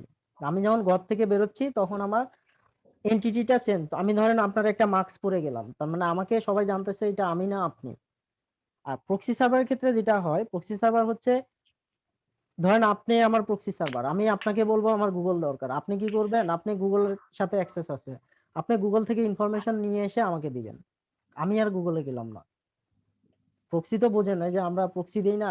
ধরেন একজনের একটা মিটিং এ যাওয়ার কথা, আমি বললাম আপনি হুম আমাকে হুম একটু হুম। প্রক্সি দেন, আমি না গিয়ে আপনাকে পাঠাই দিলাম, আপনি গিয়ে মিটিংটা করে আসলেন, করে এসে পুরো জিনিসটা আবার আমাকে এক্সপ্লেইন করলেন, ইনফরমেশনটা আমাকে দিয়ে দিলেন, সিনক্রোনাইজ করলেন। তাহলে যেই সার্ভারের থ্রুতে ডাটা যাচ্ছে সেই সার্ভার হচ্ছে প্রক্সি সার্ভার, আর এই সিস্টেমটাকে বলে প্রক্সি ভিপিএন। না না না, ভিপিএন অন্য জিনিস, ভিপিএন অন্য জিনিস। প্রক্সি সার্ভারে যেটা হচ্ছে আপনার ওই সার্ভার ইনফরমেশন এনে আপনাকে দিতেছে। হুম হুম। এবং প্রক্সির ক্ষেত্রে যেটা হয়, যেহেতু তাকে এরকম প্রক্সি আরো 10 জনের জন্য দিতে হয়, এই জন্য সে লোকালি একটা ক্যাশ করে। কারণ আমি চাইছি আরেকজন যখন আপনার কাছে যাবে, আপনার আর ওই সার্ভার পর্যন্ত যাওয়ার দরকার নাই, আপনার কন্টেন্ট গুলো আপনার কাছে আছে, সেটা আপনি দিয়ে দিলেন। এটা হচ্ছে প্রক্সি সার্ভার। আর ভিপিএন হচ্ছে একটা প্রাইভেট চ্যানেল ক্রিয়েট করা, ভার্চুয়াল প্রাইভেট চ্যানেল আর কি, ভার্চুয়াল প্রাইভেট নেটওয়ার্ক। এটা আপনার যে সার্ভারের সাথে ভিপিএন করবেন, ধরেন আমি আমেরিকার একটা সার্ভারের সাথে ভিপিএন করবো, তো আমেরিকার একটা সার্ভারকে রিচ করতে হইলে তো আমার তো অনেকগুলো ডিভাইস পার করতে হবে না, অনেকগুলো হুম প্রতিষ্ঠানের নেটওয়ার্কের উপর দিয়ে যাইতে হবে, তাই না? হুম হুম। সো আমি যখন ওই আমেরিকার ওই সার্ভারের সাথে ভিপিএন করব, ওর সঙ্গে আমার একটা ভার্চুয়াল টানেল ক্রিয়েট হবে, মানে ওর আর আমার মধ্যে কি ডাটা আদান প্রদান হচ্ছে, এটা মাঝখানে যাদের উপর দিয়ে যাব তারা এটা বুঝতে পারবে না, এটা ইনক্রিপ্ট হয়ে যাবে, ডাটাটা ইনক্রিপ্ট হয়ে যাবে। মানে এর ভিতরে যে কি ডাটা আছে বা কি আদান প্রদান হচ্ছে, এটা যারা মানে অন্যান্য সার্ভিস প্রোভাইডার যাদের উপর দিয়ে আমি যাব, ওরা এটা বুঝতে পারবে না। এটা হচ্ছে ভিপিএন। আর ভিপিএন প্রক্সি যখন দুইটা একসাথে মিলাবেন, তার মানে আপনার ভিপিএন সার্ভারটা ওটার মধ্যে আবার প্রক্সি সার্ভিসও আছে। মানে সে দুইটা কাজই করতেছে, সে ক্যাশ করতেছে, আপনি ভিপিএন পর্যন্ত কানেক্ট করতেছেন, কানেক্ট করার পরে তাদের কাছ থেকে সার্ভিসটা নিচ্ছেন, সে সার্ভিসটা আপনাকে এনে দিচ্ছে। এরকম ডিপ্লয়মেন্ট মডেল ডিজাইনের উপরে ডিপেন্ডস করে। আমি একটা সার্ভারেও করতে পারি, মাল্টিপল সার্ভারেও করতে পারি। আচ্ছা, ভিপিএন এ কানেক্ট করার পরও কি আমার local ISP any kind of information পেতে পারে? এটা রেয়ার আর কি। এটা আপনি যেটা- ভিপিএন এ কি টেকনোলজি ইউজ করতেছেন, সেই টেকনোলজিটাকে ভেঙে ফেলা যায় কিনা তার উপরে ডিপেন্ড করে। মানে যে ইনক্রিপশন মেথড গুলো আছে, ইনক্রিপশন মানে ধরেন আপনার ট্রাফিকটাকে যে ইনক্রিপ্ট করবে, ইনক্রিপ্ট যে অ্যালগরিদম গুলো আছে, এটা যদি ভেঙে ফেলা যায় তাহলে ভাঙতে পারবে, না ভেঙে ফেলা না গেলে সম্ভব না। যদি সেই এনক্রিপশন লেভেলটা খুবই হাই লেভেলের হয়, তারপরেও হাই কি লেভেল হলে পারবে না। মানে কোন High- ওয়েবসাইটের নাম দিতে পারবে যে ওয়েবসাইট ইউজ করতেছি? না না, আমি তো বললামই হাই লেভেল হলে কোনোভাবেই পারবে না, আর লো লেভেল হলে ভেঙে ফেলতে পারে। মানে সিকিউরিটির রুলসটা হচ্ছে কি, সিকিউরিটির রুলস হচ্ছে এমন কিছু নাই যে যেটা ভাঙা যাবে না। হয়তো আজকে ভাঙা যাচ্ছে না, 10 বছর পরে ভাঙা যাবে। আজ থেকে 10 বছর আগে যেটা স্ট্রং এনক্রিপশন ছিল, আজকে কি সেটা স্ট্রং আছে? নাই।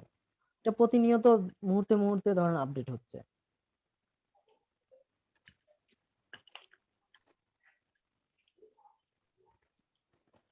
আর কার কোনো প্রশ্ন আছে? আমরা প্রায় 20 মিনিট অতিক্রম করে ফেলছি আমাদের অ্যালোকেট টাইম থেকে। যাক, আপনাদেরও ধন্যবাদ, আপনারা ধৈর্য ধরে আছেন এখনো। ভালো লাগতেছে কিনা খারাপ লাগতেছে এটা পরের ব্যাপার। না, ভালোই লাগছে। আচ্ছা, আর সফটওয়্যার আছে যেগুলো, যেমন আমাদের বাংলাদেশে medium.com, এটা ব্লক করা সাইটটা। এখানে অনেক ধরনের বিভিন্ন রাইট আপ পাওয়া যায়। তো একটা সফটওয়্যার, কিছু সফটওয়্যার আছে এগুলো ইনস্টল করার পরে আমি এগুলো অ্যাক্সেস করছি, ওয়েবসাইট গুলো অ্যাক্সেস করতে পারি কোনো ভিপিএন ছাড়াই। এটা কিভাবে কাজ করে মেইনলি? আমি মানে ওদের ওয়েবসাইটে এটা- করেছিলাম আর কি, এমন না কিছু না, লেখা এটা এটা এটা ভিপিএন তো অনেক অনেক টাইপের হয়। মানে একটা হচ্ছে আপনার পুরা, ধরেন আপনি ল্যাপটপ বা ডেস্কটপ থেকে ইউজ করতেছেন, পুরোটা একটা ভিপিএন হয়ে যাচ্ছে। আর একটা কিছু আছে ওয়েব ওয়েব ভিপিএন। এগুলো হচ্ছে কি, তার তার হয়তো অ্যাপ্লিকেশনের মাধ্যম দিয়ে সে ব্রাউজার এক্সটেনশনের মাধ্যমে ইউজ করা। ব্রাউজার এক্সটেনশনের মাধ্যম দিয়ে করতেছেন, এটা one kind of VPN, web VPN. মানে এটা আমি আপনার পুরো একটু ভিপিএন এর পুরো বিষয়টা আমি যেটা বুঝতে পারছি, আমি একটু শেয়ার করি। এটা হচ্ছে মানে ভিপিএন তো হচ্ছে একটা প্রোভাইডার, মানে যারা আর কি সার্ভিস প্রোভাইড করবে আমাদেরকে। না না না যেমন না ধরেন না, এটা ভিপিএন হচ্ছে একটা টেকনোলজি।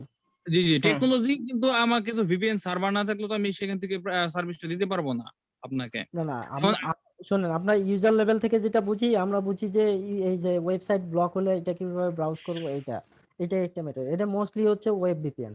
কিন্তু এটা মানে টেকনিক্যাল ফিল্ডে, এই ইন্ডাস্ট্রিতে এটার কিন্তু একটা ব্রড ইউজ আছে, এটার অনেকগুলো পার্সপেক্টিভ আছে। আপনারা ইউজার লেভেল থেকে এটা বুঝতেছেন, কিন্তু আমাদের টেকনিক্যাল লেভেল থেকে আমরা শুধু এইটুকুর জন্য ভিপিএন না, আমাদের এখানে হচ্ছে মানে মাল্টিপল পারপোজ আছে, এটা একটা ভাস্ট এরিয়া আছে এটা ইউজ করার।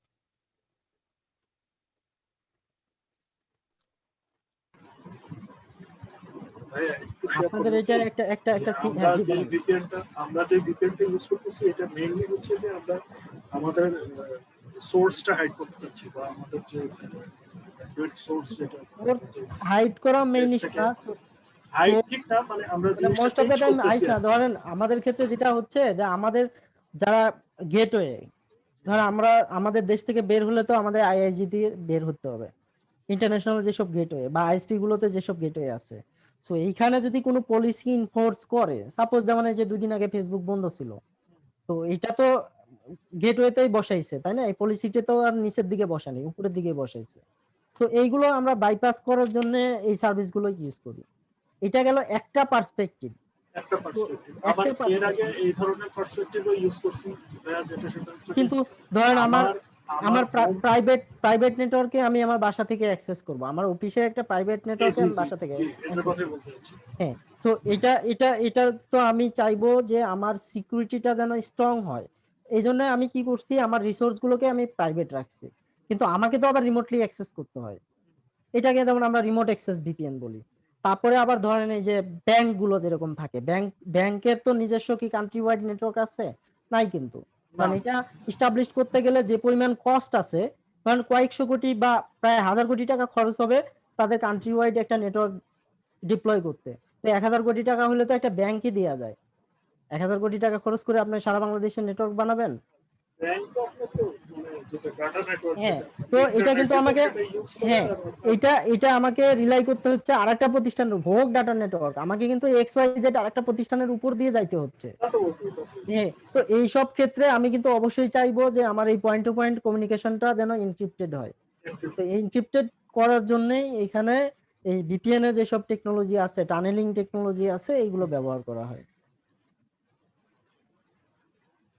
মানে পাবলিক নেটওয়ার্কের উপর দিয়ে আপনি একটা প্রাইভেট নেটওয়ার্ক এস্টাবলিশ করবেন, এটার ইন্টেনশন থেকে এই ভিপিএন টেকনোলজিটা কিন্তু মানে ইন্ট্রোডিউস করা হয়েছে। এখন এটা আমরাকে আরো মানে ডে বাই ডে ধরেন অনেক ভাবে নিয়ে যাচ্ছি, যেমন ওয়েব অ্যাক্সেস ভিপিএন, এটা আমরা এখন মানে আমাদের মেইন পারপোজ, কিন্তু টেকনোলজি ফিল্ডে এটা মেইন পারপোজ না। ইউজার পার্সপেক্টিভে এটাই মেইন পারপোজ। তারা ভিপিএন বলতে এটাই বুঝবে যে কোনো ব্লক ওয়েবসাইট ব্রাউজ করতে হলে ভিপিএন লাগে, কিন্তু টেকনিক্যাল পার্সপেক্টিভে এইটা না। টেকনিক্যাল পার্সপেক্টিভে মেইন হচ্ছে এইটা যে একটা পাবলিক নেটওয়ার্কের মধ্যে দিয়ে আমি কিভাবে একটা প্রাইভেট নেটওয়ার্ক বা এনক্রিপ্টেড নেটওয়ার্ক এস্টাবলিশ করতে পারবো, এটার জন্যই হচ্ছে এই টানেল ভিপিএন, যেটা টানেল নেটওয়ার্ক।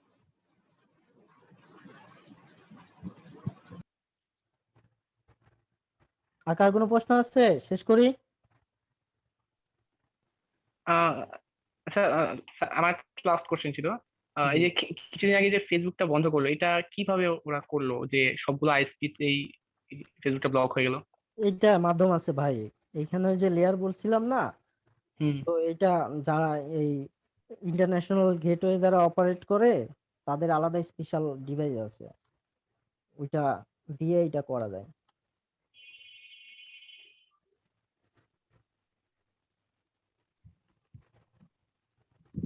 ব্যাপারটা কি এমন যে ল্যান্ডিং পয়েন্ট থেকে জিনিসটা ব্লক করে দেওয়া হয়েছে? না অবশ্যই, এটা তো আপনার ওই ওই লেভেল থেকেই তো ব্লক না করলে তো সব জায়গায় বন্ধ হবে না। ধরেন এটা আইএসপি দেরকে বললো, সব আইএসপি তো এটা করতে পারবে না, তাদের এই টেকনোলজিও নাই, তাদের এই সক্ষমতাও নাই। আসলে একটা লেভেল আছে, ওই লেভেলের এই সক্ষমতাটা থাকে আর কি, এই টাইপের ডিভাইস আছে। ইন্টারন্যাশনাল গেটওয়ে গুলোর এই টাইপের টেকনোলজি এবং ডিভাইস আছে, যেখানে তারা ইচ্ছা করলে যে কোনো সময় যে কোনো জিনিস বন্ধ করে দিতে পারে।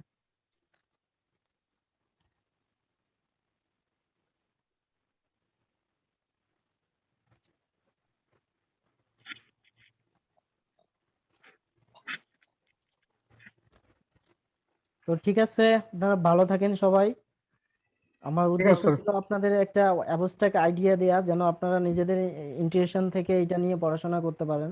এটা আসলে কে কোন ফিল্ডে কাজ করলাম সেটা বড় কথা না, টেকনোলজির বেসিক যে জায়গাগুলো এজ এ মানে এই ফিল্ডে যারা আমরা কাজ করতেছি, এজ এ ডেভেলপার হোক, এজ এ নেটওয়ার্ক ইঞ্জিনিয়ার হোক, সিস্টেম ইঞ্জিনিয়ার হোক, এই জিনিসগুলো আমাদের জানাটা খুবই আবশ্যক আর কি। জি স্যার। এই উদ্দেশ্য থেকেই আসলে আজকের এই ওয়েবিনারটা আয়োজন করা আর কি। আমাদের এক্সপেক্ট ছিল হয়তো আরো বেশি পার্টিসিপেন্ট পাবো আর কি, কিন্তু সে তুলনায় অনেক কম হয়েছে, সেটা বড় ব্যাপার না। আপনারা ছিলেন, অনেকক্ষণ ধৈর্য ধরে থাকছেন, অনেক প্রশ্ন করছেন, ভালো লাগছে। তো ভালো থাকবেন সবাই। ঠিক আছে, গুড নাইট। জি, গুড নাইট।